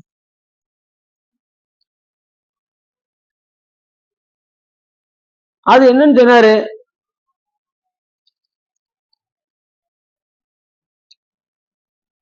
அவக்குவர்களுக்கு அந்த அவக்குவர்கள் பொருள் ஆசையினால், இந்த தனக்கு ஒப்புள்ள ஒருவரும் இல்லாதான் திவ்ய யாகம் முதலியவற்றை பூமியில் உள்ள தனதானியங்களுக்கு முதலிய பொருள்களை பொருளாக கருதி அப்பொருள் ஆசையினால் ஓதுவிக்கும் ஆசிரியன் நரகத்தின் கண் விழுந்து மிக்க வேதனை வருவான். பொருள் ஆசைப்படி பொருள் ஆசையை வைத்துக்கொண்டு பிறருக்கு நான் நிறைய பொருள் தரேன், எனக்கு இதை ஓதுவீங்க அப்படின்னு ஒருத்தர் பொருள் ஆசையை காட்டி சொன்னான்னா அவனுக்கு உபதேசம் யாராவது செஞ்சா அவங்க எங்க போவாங்களா? நரகடை வெல்வார். அப்ப யாருக்கு சொல்லணும்னு இருக்கு. அப்படி மாற்றி சொன்னாலும் எங்க போயிடுவாங்க? நரகத்துக்கு போயிடுவாங்க. இந்த பக்குவம் இல்லாத ஆன்மாக்களுக்கு இது சொன்னாலும் எங்க போயிடுவாரு? இப்ப எல்லாரும் ஆசை ஆர்வத்தோட கேட்கீங்கல்ல, சந்தோஷம். இதெல்லாம் அடியில் எங்க போயிடுவேன்? அந்த இல்ல நூல் சொல்லுது நமக்கு, ஆர்வத்தோடு கேட்கிறவங்களுக்கு சொல்லணும், அல்லாதவர்களுக்கு சொல்லக்கூடாதுன்னு நூல் சொல்லுது.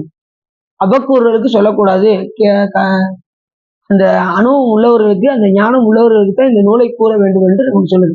முழுக்க முழுக்க சிவ ஞானம் தான். ஞானத்தால் தொழுவார் சிலர் ஞானிகள், ஞானத்தால் தொழுகிலேன் நானிலே, ஞானத்தால் தொழுவார்கள் தொழக்கண்டு, ஞானத்தால் நானும் தொழுகிறேனே அப்படிங்கிறாரு அப்போஸ்தலன். அந்த உயர்ந்த சிவஞானத்தை பெற்றுக்கொண்டு நான் பெருமானே உன்னை நான் வழிபாடு செய்கின்றேன் அப்படின்னு அப்போஸ்தலர்களே சொல்றாரு. அப்ப அப்படிப்பட்ட உயர்ந்த சிவஞானத்தை கொடுப்பது அந்த நூல். சிவஞானத்தை பெறாமல் நாம் சிவத்தை அடைய முடியாது. நம்மளை கொண்டு போய் சேர்க்கறது யாரு? அம்பாள் தான் நமக்கு சாமி. இந்த உயர்ந்த சிவஞானத்தை யார் நமக்கு கொடுக்கா? அம்பாள். அந்த தூக்கி எடுத்த பொறுப்பாக இருக்கு பார்த்தீங்களா, அதுதான் சிவஞானம். இந்த ஊன்றிய திருவடி இருக்கு பார்த்தீங்களா, அது எது? அது சிவமே. நல்ல சிதம்பரத்துக்கு போனா சிவஞானம் உழையும். அதே மதுரைக்கு வந்துட்டீங்கன்னா சிவமே கிடைக்கும். அன்னையே கொடுத்துருவாரா சொக்கநாத பெருமான். அது சொல்றாரு, பாயானை மனத்தானை மனத்தில் என்ற கருத்தானை கருத்தறிந்து முடிப்பான், தூயானை தூவெல்லை ஏற்றான் தன்னை சுடதிங்கள் சடையானை தொடர்ந்து நின்ற தாயானை தவமாய தன்மையானை தலையாய தேவாதி தேவர்க்கென்றும் சேயானை தென்குடல் ஆளவாய் சிவனடியே சிந்திக்க பெற்றேன் யானேன் என்று யார் சொல்றா? அப்போஸ்தலர் சொல்றாரு திருத்தாண்டகத்துல. அப்ப இந்த நூலை நம்ம எப்படி கற்க வேண்டும், எவ்வளவு ஆர்வமாக கேட்க வேண்டும் என்று நம்ம தெரிஞ்சுக்கணும். அப்ப அபக்குவர்களுக்கு சொல்லக்கூடாது, பக்குவர்களுக்கு மட்டுமே இது சொல்ல வேண்டும். இந்த நூல் என்னென்னலாம் சொல்ல போகுது அப்படிங்கிறத நம்ம பார்ப்போம். சிலர் பார்த்தீங்கன்னா இந்த நூலுடைய பொருள் தெரியாம என்ன செய்வாங்க, கேட்கறவங்களும் இருக்காங்க. அது மாதிரி இது ஏற்கனவே வடமொழியில இருக்கு. அதை நமக்கு என்ன செஞ்சிருக்காங்க, தமிழ் மொழியில நமக்காக பெயர்த்து கொடுத்திருக்கின்றார் நமது மறைஞான சம்பந்தர். இந்த நூலை இயற்றியவர் யாரு? அகத்தியர் தானே? அப்படிங்க கூடாது. அகத்தியருக்கு யாரு சொல்ற? முருகப்பெருமான் சொல்றாரு. அதை வடமொழியில உள்ளத நமக்கு தமிழ்ல மொழிபெயர்த்து, இது உப ஆகமம் பேரு. இந்த சிவ தர்மோத்தரம் உப ஆகமம். சாமி அருளி செய்தது சிவ ஆகமங்கள் 28. அந்த 28 ஆகமங்கள்ல முக்கியமாக உள்ளது இது உப ஆகமம். சிவஞானத்தை பற்றியும் அதனுடைய தர்மத்தை பற்றியும் சிவ தர்மங்கள் என்ன என்கின்றதை பற்றியும் கூறுவது இந்த நூல். அதைத்தான் நம்ம சிவ தர்மோத்தரம் என்று நமக்கு இந்த நூல் நமக்கு முருகப்பெருமான் நமக்கு தந்திருக்கின்றார். நமக்காக யாரு கேட்கா? அகத்திய மாமுனிவர் கேட்டு நமக்கு இந்த நூல் வருது. இல்லைன்னா நமக்கு இந்த நூலை பத்தி என்னென்ன தெரிஞ்சிருக்காரு. அப்ப சொல்றவங்க என்ன செய்யக்கூடாது, பொருள் ஆசையின் காரணமாக என்ன செய்யக்கூடாது, நீ இவ்வளவு கொடு, நான் அந்த நூலை சொல்லித்தரேன் அப்படின்னு சொல்லி என்ன செய்யக்கூடாது, துட்டு வாங்கிட்டு அவங்கள்ட்ட செய்யக்கூடாது. அப்படி செய்தால் அவர்கள் நரகத்திலே வீழ்வார்கள். பொதுவா பாத்தீங்கன்னா இந்த சொற்பொழிவு எல்லாம் பேசுறோம் பாத்தீங்களா, இந்த சொற்பொழிவு எல்லாம் பேசுறவங்க என்ன செய்யக்கூடாது, பணம் வாங்கக்கூடாது. வாங்கினா 10,000 எடுத்து வை, அப்பதான் உனக்கு பேச வருவேன் அப்படின்னு சொன்னா என்ன உண்டாகுமா, நரகிடை. பேரவே பேசக்கூடாது. சிவஞானத்தை எங்கனாலும் போய் எடுத்து சொல்லணும். இவ்வளவு கொடுத்த இப்ப நம்ம ஒரு விழாக்களுக்கு போனோம்னு வச்சுக்கோங்களேன், அவங்க வலுக்கட்டாயமா கொடுப்பாங்க. சாமி அதெல்லாம் நீங்க ஏதாவது வாங்கிக்கிடணும் அப்படின்னு சொல்லி கொடுத்தாங்கன்னு வச்சுக்கோங்களேன், அதை வாங்கி என்ன செய்யணுமா, சிவ தர்மத்துக்கு கொண்டு வந்து ஒரு அடியார்களுக்கு அன்னம்பாளிக்கவோ, இல்லைன்னா என்ன செய்யணும், சிவ பூஜைக்கோ அந்த பணத்தை நாம் பயன்படுத்தி கொள்ளேன் அப்படின்னு அப்படிதான் வச்சுக்கிடுவேன். வெளியில திருவிழாக்கள்லாம் போனோம்னு வச்சுக்கோங்களேன், இந்த வம்சாவத்துக்குலாம் போவேன், சொற்பொழிக்கு போகும்போது அவங்க ஏதாவது கொடுப்பாங்க, வேண்டாம்னு சொன்னாலும் கொடுப்பாங்க. அதை வாங்கி நம்ம சிவ தர்மத்துக்கு வச்சுக்கிறது. எத்தனையோ பணிகள் இருக்கு. சிவப்பணிக்கு நிறைய நமக்கெல்லாம் பணம் நிறைய சேர்க்கணும். எல்லாரும் எப்படி சேர்க்கணும், பணத்தை நிறைய சேர்த்து வச்சு நல்ல அடியார்களுக்கும் சாமிக்கும் நல்லா செலவு பண்ணணும், கொடுக்கணும். இல்ல எல்லாருக்கும் வேலைகள் அப்படிதான் இருக்கு. நீங்க கவலைப்பட, நம்ம கொடுப்பாரு, எங்க வேற போற இல்ல சாமி கொடுப்பாரு, நீங்க கவலைப்படாதீங்க. நீங்க நம்மள சரி இல்ல அதுதான் நம்ம வைக்கலாம்னு நினைக்க கொண்டு போயிட்டாரு இல்லையே, நம்மளை எப்பயும் வச்சிருக்காருல்ல, அதுதான் நம்ம நினைக்கிறோம். தென்னிலையில் நின்றாலும் எக்கோலம் கொண்டாலும் பன்னீர் ஸ்ரீ சங்கர் என்றால் மறக்காம இருக்க, கண்டிப்பா சாமி கொடுக்கும். எல்லாருக்கும் பொருளாதார சீர்கேடு தான் இல்லைன்னு சொல்ல, ஆனா அந்த நிலையிலும் நம்ம ஈஸ்வரன் வழிபாடு பண்ணணும், அதுதான் ரொம்ப முக்கியம். இப்ப நாங்கெல்லாம் என்னங்க பண்றது அப்படிங்களா, அடியாரோட சேர்ந்து இணங்கிட்டே இருங்க, கண்டிப்பா சாமி கொடுப்பாரு, கவலைப்படாது. நம்ம இந்த நிலையிலேயாவது வச்சிருப்பாரு, கவலைப்படாங்க. நம்ம ரொம்ப திடீர்னு மேல போயிடணும் அப்படின்னு நினைக்காங்க. இதே போதும் வந்துகிட்டே இருக்கணும். சரி, கொடுப்பாரு கவலைப்படாது. சாமி கண்டிப்பா கொடுக்கும். அவர் கொடுக்கறதுக்கு தான் ரெடியா இருக்காரு, நம்ம வாங்குறதுக்கு தான் தயாரா இல்லை. அவர் கொடுப்பதுக்கு ரெடி. தூக்கி வச்சு எப்படியோ எப்பனாலும் வாப்பாங்கிறாரு. நாம தான் யோசிச்சுக்கிட்டே இருக்கோம், போவோமா வேண்டாமா, இல்லை உலகத்து மேல விளைஞ்சிட்டு அதுக்கப்புறம் பதறாம போவோமா அப்படின்னு நம்ம சிந்தனை பண்ணிக்கிட்டு. அவர் எப்பனாலும் ரெடி தான். சரி தானே. சரி, இது மட்டும் இல்லாம இந்த உலக வாழ்க்கையிலுமே அவர் எல்லாமே கொடுக்கறதுக்கு ரெடி. அதுக்கு தகுந்த மாதிரி நம்ம புண்ணியம் பண்ணியிருக்கணும்ல. எத்தனை பிறவில புண்ணியம் பண்ணியிருந்தா தானே வரும், விதைச்சா தானே வரும். விதைக்கே இல்லாம எனக்கு வரும்னு எப்படி, சட்டியில இருந்தானே அகப்பையில வரும். சட்டியிலே ஒண்ணுமே இல்லைன்னா எப்படி வரும் அகப்பையில, சொல்லுங்க பார்ப்போம். புண்ணியம் பண்ணியிருந்தா தானே வரும் சார். இப்ப எதை விதைக்கிறோமோ அதானே. இப்ப நெல்லை விதைச்சா நெல்லு தான் வரும், பருத்தி வரவே வராது. அது மாதிரி சட்டியில இருந்தா தான். நீங்க எல்லாத்தையும் எடுத்தாச்சுன்னா அங்க எங்க என்ன இருக்கும் யோசிச்சு பாருங்க. அப்ப அகப்பையில இருக்கணும்னா ஏற்கனவே என்ன செஞ்சிருக்கணும், உள்ள இருக்கணும். அது மாதிரி நெல்லை விதைச்சிருக்கணும், அது மாதிரி புண்ணியத்தை விதைச்சிருக்கணும். விதைச்சா வரும், விதைக்கலன்னா வராது. அதுல இருந்தே தெரிஞ்சுக்கலாம் சாமி நம்மளை எந்த நிலையில வச்சிருக்காருங்கிறது நம்ம அப்ப தெரிஞ்சுக்கலாம். துன்பம் ரொம்ப படுறோமா, அந்த அளவுக்கு தீவிர நிறைய செஞ்சு வச்சிருக்கோம்னு அர்த்தம். இன்பம் நல்ல நல்ல ஆனந்தமா இருக்குமா, அப்ப நல்ல புண்ணியம் நிறைய செஞ்சு வச்சிருக்கோம்னு. நீ சாமி நல்ல வழிபாடு பண்ணியிருக்கீங்கிறதுக்கு என்ன இதானா, நீ இன்பமா இருக்கிறத வச்சு நீங்க தெரிஞ்சுக்கணும். ஒரு பெண்ணில் நம்ம சாமியை ஏற்றி பொருத்தி வழிபாடு செஞ்சதுனால நம்மளை இந்த நிலையில வச்சிருக்காரு அப்படிங்கிற நிலையை நம்ம தெரிஞ்சுக்கணும். சரி, மற்றவர்கள் என்ன செய்யணும் அப்படின்னா, மற்றவர்களுக்காக இறக்கப்பட வேண்டும். ஒரு மணி இந்த உயிர் கேட்குது, அந்த உயிரை நீ நல்லா வேலை இதெல்லாம் கொடுத்து அந்த உயிரை நல்லா வச்சு அப்படின்னு நம்ம சாமி கிட்ட அவங்களுக்காக வேண்டிக்கணும். இப்ப சிவா சொன்னாங்கல்ல, கோமசா சொன்னாங்கல்ல, எங்களுக்கு வேலை ரொம்ப கம்மியா இருக்கு சார், அவங்களுக்காக நாம வேண்டிக்கணும்.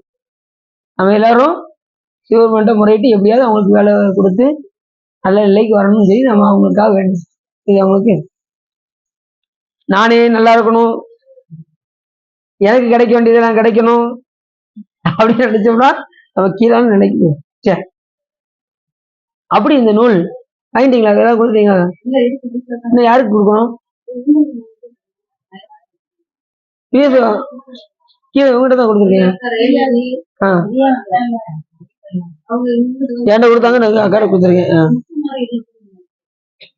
அவங்ககிட்ட இவங்க பிரியா கிட்ட கொடுத்து அவங்க கொடுக்குறாங்க. பாரு, சரிங்க.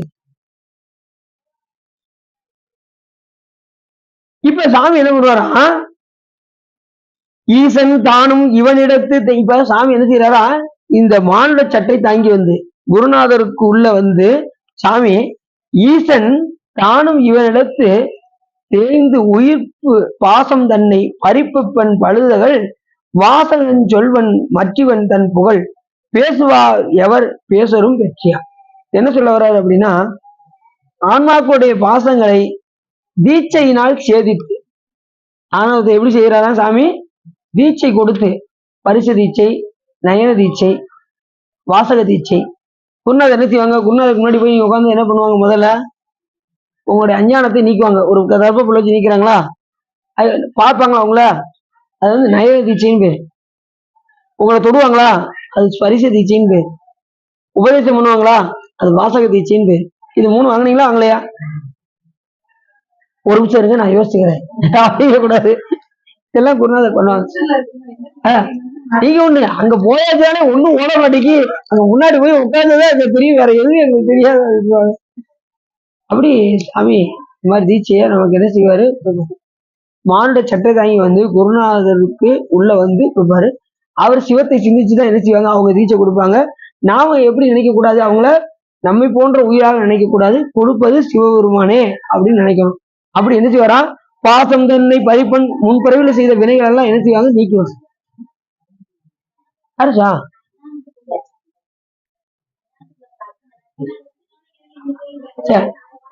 பாசத்தை சாமி என்ன செய்வாரா, பாசம் தன்னை பறிப்பன் தீட்சை கொடுத்து என்ன செய்வாரா, நம்முடைய பண்டை பிறவிகள் செய்த வினைகளை நீக்குவார். சஞ்சித வினைகள் யார் நீக்குவார்னு குருநாதர் நீக்கிறார். பிரார்த்தவனையை அனுபவிச்சுதான் தீக்கணும். யாரா இருந்தாலும் பிரார்த்தவனைய நமக்கு என்ன விதிக்கப்பட்டிருக்கோ அதை அனுபவிக்கிற காலத்துல எல்லாம் ஈசன் செயல்னு சொல்லி அனுபவிக்கணும். நல்லது வந்தாலும் கெட்டது வந்தாலும் எல்லாம் சிவபெருமான் திருவருள் அப்படின்னு நினைச்சு அனுபவிக்கணும். அவ்வளவுதான். அடுத்து வந்து ஆகாமிய வினைய ஏறாமல் இருக்க வேண்டும் என்றால் கண்டிப்பா ஆகாமிய வினை ஏறும். ஏன்னா நம்ம பிறவிக்கு வந்துட்டாலே ஒரு நாளைக்கு எத்தனை இதை சிந்திக்கும். 6 கோடி மாயா சக்திகள் தந்த மாயைகள் தொடங்கின என்று சொல்வதற்கு இணங்க அத்தனை கோடி மாயா சக்திகள் நம்மளை போட்டு என்னென்னத்தையும் சுத்திப்போம். திடீர்னு நினைப்போம், திடீர்னு மகனை பத்தி நினைப்போம், திடீர்னு மக்களை பத்தி நினைப்போம், திடீர்னு நேற்று போன இதெல்லாம் நினைப்போம், திடீர்னு ஃபாரின் போயிடுவோம், திடீர்னு அமெரிக்காவுக்கு போயிடுவோம். ஒரு நிமிஷத்துல எங்கெங்கேயோ நம்மளுடைய மனம் சென்றுதா. அப்ப வினை பயன் நிறைய ஆரம்பிச்சு. திடீர்னு அழகான ஒரு பொருளை பார்த்தா அதுக்கு ஆசை வந்துடுது. இப்படிலாம் நமக்கு பிற பொருள் மேல் பற்று வந்துடுது. இதெல்லாம் வினை நீங்க என்ன செய்யணும்? இந்த பற்றெல்லாம் நீக்கிறதுக்கு தான் சாமி என்ன பண்ணுவாரா, நம்ம இந்த அனுஷ்டானத்துல நாம அந்த ஆகாமி வினை ஏறாமல் இருக்கும் பொருட்டு அனுஷ்டானத்துல என்ன செய்யணும்?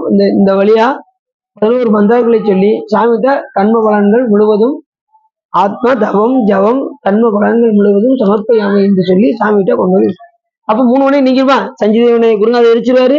ஆகாமி வினையை நீங்க என்ன செய்யறீங்க? அனுஷ்டானத்தை கொடுத்துறீங்க. அதுக்கப்புறம் என்ன செய்யறீங்க? பிராப்த வினையை அனுபவிச்சுறீங்க. அந்த அனுபவிக்கின்ற காலத்துல எல்லாம் சிவன் செயல்னு சொல்லி அனுபவிக்கிறேன். அப்ப வினையே இல்லைன்னா நமக்கு என்ன வராது? பிறவி. அப்ப பிறவி எதுக்கு வருது? நம்ம வினையினால வருது. அது இல்லாம ஆக்குறதுக்கு இதுதான் வழி. தீட்சை செய்யாம முக்தி அடையவே முடியாது. இது சிவபெருமானே எழுதுனது. அடியாருக்கு எளியன் சம்பளவன் கொற்றங்குடியாருக்கு எழுதிய கைச்சீட்டு வரும் பெற்றான் சாம்பானுக்கு படியின் விசை வேதமர தீட்சை செய்து முக்தி கொடுக்க முறை. புரிஞ்சுச்சா? தீட்சை செய்துதான் முக்தி கொடுக்க முடியும். தீட்சை செய்யாம முக்தி கொடுக்க முடியும். அப்படி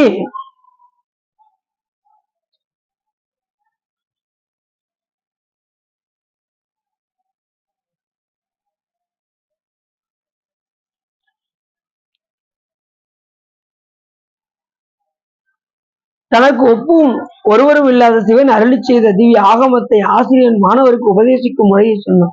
மேற்படி சிறப்பினுடைய சிவ ஆகமங்களை பக்குவராயுள்ள அரிய தவத்தினை உடையாருக்கும் உதவும் முறைவினையும் ஈவோருக்கு இறப்போருக்கும் இத்தானமே சிறப்புடையது என்னும் வண்ணம் சொல்கின்றோம் கேள் அப்படின்னார். அதாவது இந்த ஞானத்தை பிறருக்கு கொடுப்பதும் ஏற்க சொன்ன ஞான நூல் தானே ஓதல் ஓதுவித்தல் கேட்டுவித்தல் கேட்டல் தான் கேட்டல். இது சிவஞான தானம் பேரு. எத்தனையோ தானம் இருக்கு. தானத்துல எது சிறந்தது? உடனே சொல்லுவாங்க அன்னதானங்க. இதுக்கு மேல என்னங்க எல்லாரும் சொல்றது அன்னதானம் அப்படின்னு. அன்னதானம் உயர்ந்ததான் இல்லைன்னு சொல்ல. அதுல ரொம்ப முக்கியமான தானம்னா இது சிவ ஞான தானம். இது அடுத்து வரப்போகுது. சாமியை பற்றி பிறருக்கு நாம் எடுத்து உரைத்தால் ஒரு சிவஞானியை நம் இல்லத்துக்கு வரவழைத்து அவர்களுக்கு 5 ஆண்டுகள் அன்னம்பாளித்ததுக்கு சமம் எது? ஞான நூல்களை பிறருக்கு எடுத்து ஓதி.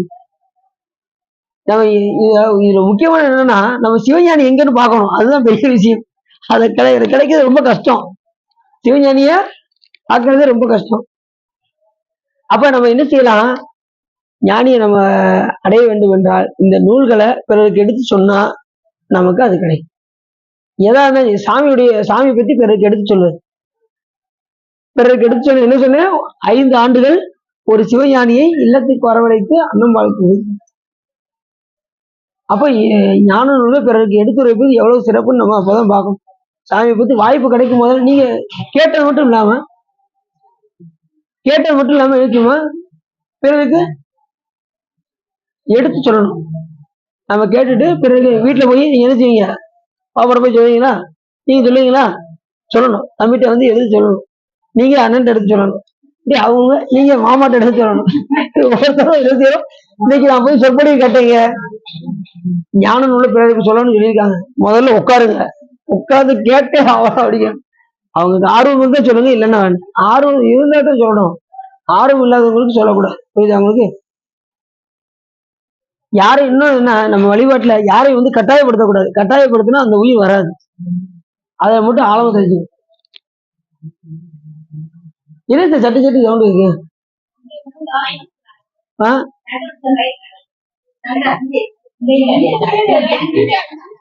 வேலை பார்க்கணுமா? சரி.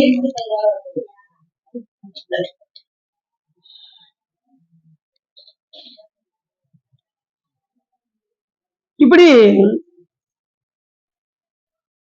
அந்த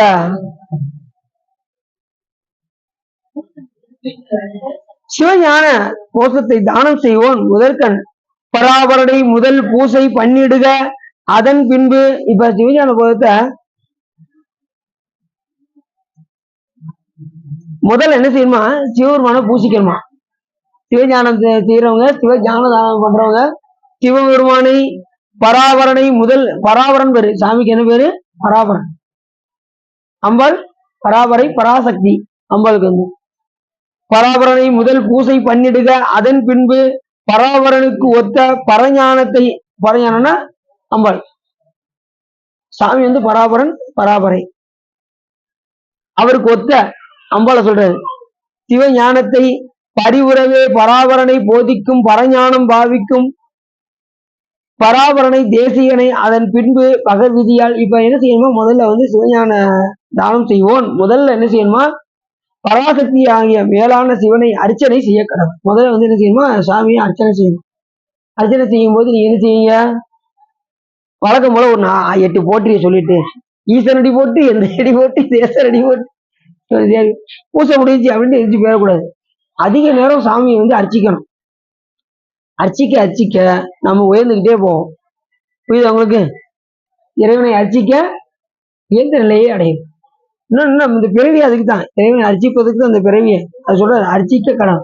வேற்றாகி விண்ணாகி நின்றாய் போற்றி, வேற்றாகி நின்றாய் போற்றி, வீணாவியாளர்களை கொண்டாய் போற்றி, ஊட்டாய் போற்றி. அப்படி இல்லை, நிதானமா காலையில இப்ப தில்லைவாழ்ந்த பாட்டு நிதானமா பாடுறாங்க, ரொம்ப சிறப்பு.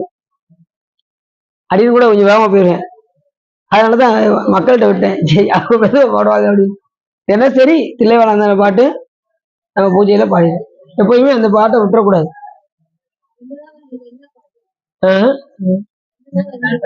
அப்படியா? இல்லைன்னா நீங்க படிக்க வேண்டியது பூஜை நேரத்தில் அப்படிங்கிறாங்களா?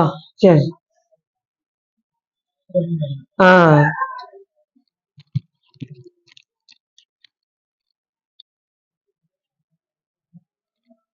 அப்படி என்ன செய்யணும்னா, முதல்ல வந்து இத பராபரனை முதலில் பூசை செய்ய வேண்டும். யாரு? இந்த சிவஞான தானம் செய்கின்றவர்கள் பராபரனை பூசிக்க. அதற்கு ஒப்பாக இருக்கக்கூடிய சிவனை அறிவிக்கும் மேலான சிவஞானத்தை உபதேசிக்கும் பராபரனாய் இருந்துள்ள ஆசிரியனை ஆகமத்தில் சொல்லியபடி குரு பூசா பிராரத்திலே பூசிக்கணும். அதுக்கப்புறம் குருவை பூசிக்க வேண்டும். குரு எப்படி நினைச்சு சொன்னோம், நம்ம சிவமாக அறிவிக்க வேண்டும். இந்த சொல்ற பராபரனை தேசிகனை அதன் பின்பு பகவதி. எப்படி சாமியை முதல்ல அர்ச்சிச்சு அதுக்கப்புறம் என்ன செய்யணுமா, குருவை பூசிக்க வேண்டும். இப்ப நீங்க அனுஷ்டானத்துல அவங்களுக்கு வந்துடும். அனுஷ்டானம் பண்ணும்போது நீங்க என்ன செய்வீங்க, முதல்ல இல்ல அனுஷ்டானம் பண்ணி முடிச்சுட்டு குருநாதருக்கு தீபம் காட்டுவீங்களா, குருநாதர் படத்தை முன்னாடி வச்சுக்கணும். திருவேன் செல்வ சிறப்பே சிவானந்த தெல்லமுத உருவே ஊருடன் வேறும் ஒன்றும் உணரா அருவே தெளிந்த அறிவே மெய் அன்பருக்கு அருளும் தெய்வத்தருவே தென்கோ முக்தி முக்தி பஞ்சாக்கர சத்குருவே. குருநாதருக்கு ஒரு பாட்டு பாடணும். குருவ நம்ம தீட்சை கொடுத்த குருநாதர் படத்தை முன்னாடி வைக்கணும், வச்சு அவங்களுக்கு ஒரு தீவானை காட்டணும், அவங்களுக்கு நைவேத்தியம் பண்ணணும். அப்படி படம் இல்லைன்னா இருக்கிற மாதிரி பாவிச்சு அவங்களுக்கு ஒரு நைவேத்தியம் கொடுக்கணும். புரியுது அவங்களுக்கு? அப்படி திருவே என் செல்வ சிறப்பு ஏதாவது ஒரு அவங்களுக்கு ஒரு பாடல் பாடணும். ஏன்னா கைலாய பரம்பரை சிவஞான போத நெறி காட்டும் என்னை பயில்வாய் மெய்கண்டான் சந்ததிக்கு ஒரு மெய்ஞான பானுவாகி குயிலாரும்பொழில் திருவாவூடுதுறை வாழ் குரு நமச்சிவாய தேவன் சைலாதி மரபுடையோன் திருமரபு நீடூழி தலைக்க மாதோ அப்படின்னு அந்த பரம்பரை கைலாய பரம்பரை பாடல் பாடணும். அது பாடலாம், அதை பாடணும். அனுஷ்டானம் நடத்தவங்களும் கண்டிப்பா அந்த பாட்டு பாடணும். கைலாய பரம்பரையில் சிவஞான போத நெறிகாட்டு. நமக்கு முதல் குருநாதர் யாரு? யார் சொன்னா? நம்ம எல்லாத்துக்கும் முதல் குரு யாரு? நந்திய பெருமான். எல்லாருக்கும் உயிர்களுக்கு முதல் யாருதான்? நந்திய பெருமான். அங்கனன் கையிலை காக்கும் அகம்படிவு தொழுமின்மை பூண்டு நம் மரபிற்கெல்லாம் முதல் குருநாதனாகி யாரு? நந்திய பெருமான். அவர் தான் சிவபெருமான்ட்ட உபதேசம் கேட்டு நமக்கு முதல் குருநாதர் யாருன்னா நந்திய பெருமான். சிவபெருமான்ட்ட உபதேசம் வாங்கிட்டு அவர் யாருக்கு உபதேசம் பண்றாருன்னா ஜனத்குமார முனிவருக்கு உபதேசம் பண்றாரு. ஜனத்குமார முனிவர் சத்தியஞான தரிசிகளுக்கு உபதேசம் பண்றாரு. சத்தியஞான தரிசிகள் பரஞ்சோதி முனிவருக்கு உபதேசம் பண்றாரு. பரஞ்சோதி முனிவர் பூலோகத்துக்கு வந்து மெய்கண்டாருக்கு உபதேசம் பண்றார். மெய்கண்டாருக்கு வந்து அருணந்தி சிவாச்சாரியருக்கு உபதேசம் செய்கிறார். அருணந்தி சிவாச்சாரியர் மறைஞான சம்பந்தருக்கு உபதேசம் செய்வார். மறைஞான சம்பந்தர் உமாபதி சிவாச்சாரியாருக்கு உபதேசம் செய்வார். போனோமா உமாபதி சிவாச்சாரியருடைய அந்த மடத்துக்கு நம்ம எல்லாரும் போனோம். உமாபதி சிவாச்சாரியர் அருணமச்சிவாயருக்கு உபதேசம் செய்கிறார். அருள் நமச்சிவாயர் சித்தர் சிவபிரகாசருக்கு உபதேசம் செய்தார். சித்தர் சிவபிரகாசர் தான் நமச்சிவாய மூர்த்திகளுக்கு உபதேசம் செய்தார். இன்னைக்கு திரும்பி பார்க்க மாட்டேங்காங்க சிவா. இப்ப எத்தனை குரு வந்துட்டாங்க பாத்தீங்களா? அப்ப முதல் குருநாதர் யாரு? நம் மரபிற்கெல்லாம் முதல் குருநாதனாகி பங்கையத்து வளனாரும் வேத்தர படை பொறுத்த செங்கையம் பெருமான் நந்தி சீரடி கமலம் நோக்கி. அப்ப நமக்கு முதல் குருநாதர் மறந்துடவே கூடாது.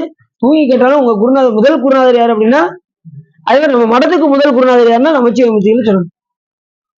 திருவாவடுதுறை ஆதின மடத்துக்கு முதல் குருநாதர் யாரு? நமச்சிவாய மூர்த்தி. சரி, அப்படி இப்படி இதெல்லாம் அந்த தேசியன் பரம்பரை, கைலாய பரம்பரை, இப்படி நிறைய சிறப்புகள்லாம் இருக்கு. பூமியின் கண் அவலமென அதம பூமியை பொருந்தாமல் அந்தர முதலியாகிய 4 வர்ணத்தாருக்கு ஏற்ப வந்த தனித்தையே அறிந்து அந்தக பூமியின் கண் வித்யா மண்டபத்தோடு 8 முழத்தினாலே விதிவழி செய்க. ஈங்கனம் செய்யக்கூடாத விடத்து 4 முழத்தினேனும் செய்ய கடவன். இந்த மண்டபத்தில் செய்யும் இடத்து குற்றமற்ற தத சிரமமாகவும் மட்டமாகவும் செய்யலாம். இது என்ன பார்த்தீங்கன்னா, இது பூசையில யார் யாரெல்லாம் இது பண்ணணும் அப்படின்னு சொல்லி நிறைய போட்டிருக்கு. இது இப்ப சொன்னா உங்களுக்கு என்ன ஆகாது, உங்களுக்கு புரியாது. இந்த வட்ட பூசையுமாங்க, இதை ஒவ்வொருத்தரும் யார் யாரெல்லாம் நம்ம சிவபூஜையில் நிறுவ வேண்டும் அப்படிங்கிறதெல்லாம் நிறைய வருது. அதை நான் உங்களுக்கு அடுத்த முறை உங்களுக்கு நம்ம தெளிவா சொல்லலாம்னு அப்படின்னு நினைக்கிறேன். சரியா? இப்ப இதுக்குள்ள நம்ம என்ன செய்வோம்?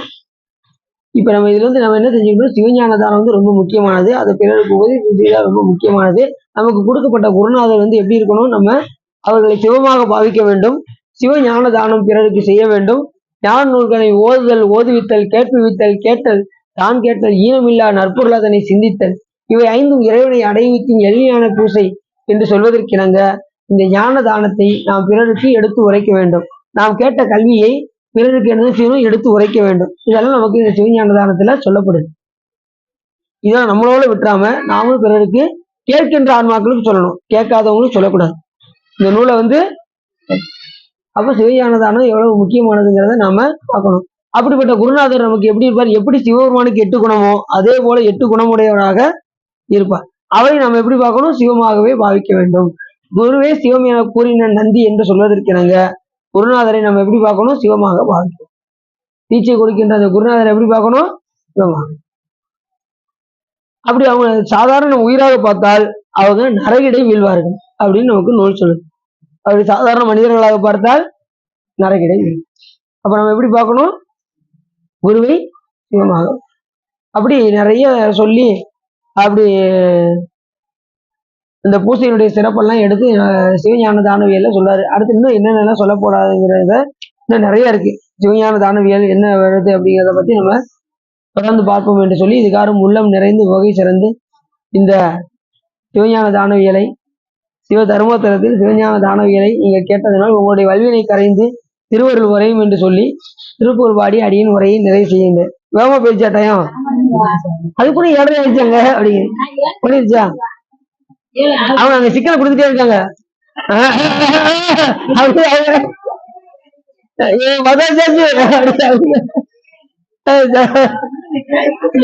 நீங்க தாராளம் சொல்லலாம். அப்படியா?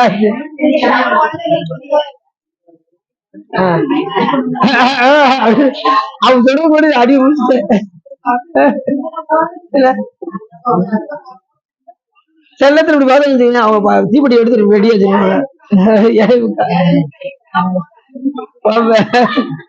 இன்னைக்கு இப்பயே ஒரு மாதிரி மத்த மாதிரி தெரியுது.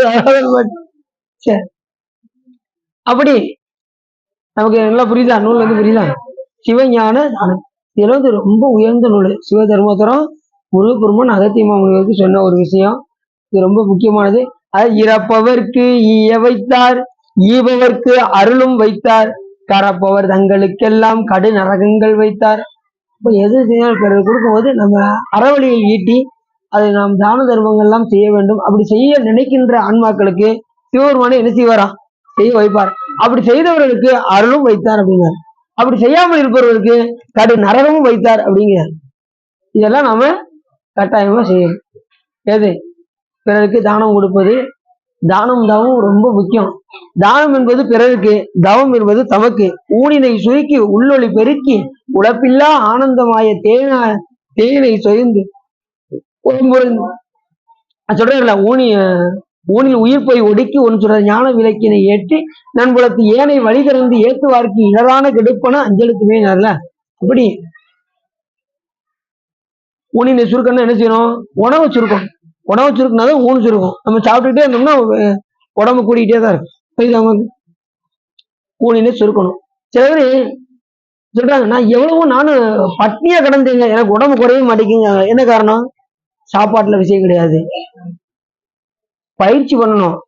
இந்த யோகா ஆசனம்லாம் இருக்கு பார்த்தீங்கன்னா, அதெல்லாம் செஞ்சா உடம்பு குறையும் அவங்களுக்கு. ரெண்டாவது, உணவு மட்டுமே இது கிடையாது. நீங்க எப்பயும் போல நீங்க உணவு சாப்பிடலாம், அது கிடையாது. ஆனா பயிற்சி செஞ்சா உடம்பு குறையும். யோகாசனம் சொல்றாங்கல்ல, அது பயிற்சி செஞ்சா ஓரளவுக்கு உடம்பு குறையும். இல்லைனாலும் கவலைப்படாதீங்க, உடம்பு குறையலன்னு கவலைப்படாதீங்க. ஆனா கண்டிப்பா நீங்க என்ன, இந்த மூச்சு பயிற்சியில அதெல்லாம் செஞ்சீங்கன்னா கொஞ்சம் நல்லா இருக்கும். மூச்சு பயிற்சி உட்கார்ந்த இடத்துல செய்யலாம். மூச்சு பயிற்சி செஞ்சா வாழ்நாள் கூடும். ரெண்டாவது, சிவபெருமான் அதிகமா சிந்திக்கலாம். என்ன, அந்த மூச்சை நிப்பாட்டும் போது சாமியை சிந்தனை பண்ணா நமக்கு புறத்துல இது போகாது, மனம் போகாது. சாமியை தவிர புறத்துல போகாது. அதுதான் பிராணாயாமம் செய்து அதுக்கப்புறம் தான் ஜபமே பண்ணுவோம். அனுஷ்டானம் பண்றவங்களுக்கு தெரியும், பிராணாயாமம் பண்ணிட்டு தான் ஜபம் செய்யும். அந்த ஜபமாலை எடுக்கீங்களா, என்ன செய்வீங்க? ஜபமாலை எடுக்கும்போது என்ன பண்ணுவீங்க? அசலாப்பட்டு சொல்லிட்டு இந்த தேன முத்திரை இருக்குல்ல, முத்திரை அதுல காமிச்சு அதுக்கப்புறம் தான் எடுத்து நம்ம என்ன செய்யணும்? இந்த சைடு பண்ணுவீங்களா, அந்த சைடு பண்ணுவீங்களா? ரைட். அந்த மாலை சாமிக்கு அப்படி மாலை மாதிரி இருக்கணும், அப்படி வச்சு இப்படிதான் ஜெயிக்கணும். புரிஞ்சுச்சா? சிலர் இங்க வைக்காங்க, சிலர் இங்க வைக்காங்க, சிலவர் பாத்தீங்கன்னா இப்படி வைக்காங்க, சிலவர் இங்க போட்டு இப்படி வைக்காங்க. பாத்தீங்கன்னா ஒரு டவுட், அன்னைக்கு ஒரு இடத்துல பார்த்தேன். அவங்க என்ன பண்ணாங்கன்னா, அனுசரணம் பண்ணிட்டாங்க, எப்படி ஜெபம் பண்றாங்கன்னு பார்ப்போம் அப்படின்னு வேலைக்கு முன்னாடி ஒரு இடத்துல பார்த்தேன். ஒரு டவுன் துணி மேல போட்டுக்கிட்டு இப்படி மேல வச்சுட்டு இப்படி பண்ணிட்டு இருந்தாங்க. ரெண்டாவது, அந்த மாலை தொங்குறதுன்னு தெரியுது, அப்படி பண்ணக்கூடாது. சிலர் அப்படி இருக்காங்க, அப்படி இருக்கணும். மூடி வச்சு அந்த இதயத்துல நம்ம ஜெபம் பண்ணும் போது அந்த மாலை கரெக்டா இதயத்துல அப்படி மாலையா இருக்கணும். ஏன்னா சாமி அந்த இடத்துல நடனம் ஆடிக்கிட்டு இருக்காரு, நடராஜ பெருமான் எங்க இருதய கமலத்துல. அப்ப நம்ம ஜெபம் பண்ணும்போது இப்படிதான் ஜெபம் அப்படின்னு தம்புறாங்க. தேனுமுத்த கொடுத்து அதுக்கப்புறம் எடுத்து நம்ம முதல்ல அத்திராயப்படின்னு சொல்லி, ஏன்னா அது நம்ம எப்படி நம்ம மறுநாள் எடுக்குமா, அது தூசி அடைஞ்சிருக்கும், இல்லை ஏதாவது ஒன்றும் பட்டிருக்கும். அப்போ நம்ம அதை அத்திராயப்பட்டு சுத்திப்படுத்தி அதுக்கப்புறம் எடுத்து தேனுமுத்திரை காமிச்சு அதுக்கப்புறம் எடுத்து ஜெபம் புரிஞ்சுச்சா? என்ன சிறப்பு, நீங்க வாட்டு சொல்லிக்கிட்டே இருங்க. சரிங்களா? தேனுமுத்திரை காமிச்சு எடுத்து நம்ம ஜெபம்.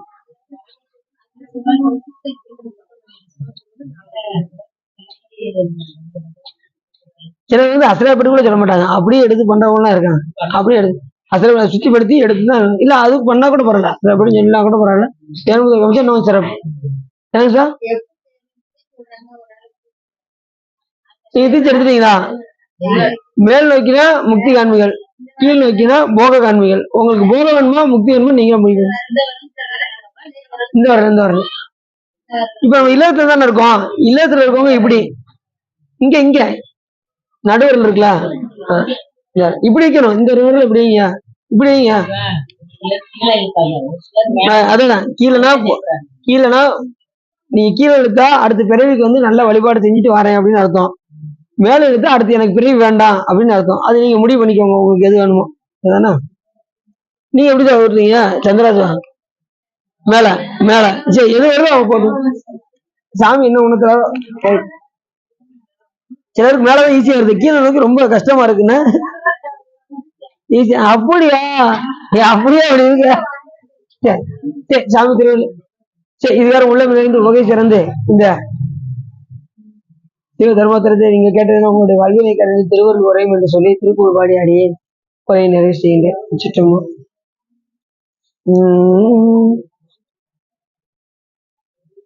பக்தியால் யான் உன்னை பாட காலும் பற்றிய மாதிரி புகழ் பாடி முத்தனமாறனை பெருவாழ்வில் முக்தி சேர்வதற்கு அருள்வாயே. உத்தம தானசர் குணநேயா ஒப்பிலமா மணிகிரிவாசா வித்தக ஞானத தினிபாதா வெற்றி விழாயுத பெருமாளே. வெற்றிவேல் ஆயுத பெருமானே. கல்லாப்பளையும் கருதாப்பளையும் கசுந்தரிக்கும் எல்லாப்பளையும் நெய்யாப்பளையும் ஐந்தத்தில் சொல்லாப்பளையும் துரியாப்பளையும் தொல்லாப்பளையும் எல்லாப்பளையும் பொறுத்தருவாய். கைலாய பரம்பரையில் சிவஞான போதனை திகாட்டும் வெண்ணை பயில்வாமி வேகண்டான் சந்ததிக்கோர் மெய்ஞான பானுவாகி குயிலாரும் பொழில் திருவாவூர் திருவாள் நமச்சிவாய தேவன் சைலாதி மரபுடையோன் திருமரபு நீடூழி தலைக மாதோ வான்முகில் வளாது வைகமலை விளம் துறக்க மன்னன் போன்முறை அரசு செய்க குறைவில்லா உயிர்கள் வாழ்க நான்முறை அரங்கள் ஓங்க நற்றவம் வெல்வி மல்க மேன்மைகள் செய்வ நீதி விளங்குக உலகெல்லாம் ஐயம் நேடுக மாமலை பண்ணுக மெய் விரும்பிய அன்பர் விளங்குக சைவ நன்னறிதான் தலைத்தொங்குக தெய்வன் திருநீர் சிறக்கவே திருச்சிட்டம் பார்வதி பதையே நாடு துணையை பொற்றி நாட்டவர்க்கு வெற்றிவேல் முருகனுக்கு திருச்சிற்றம்பலம் தில்லையம்பலம் பொன்னம்பலம் அருணாச்சலம் ஏகாம்பரம்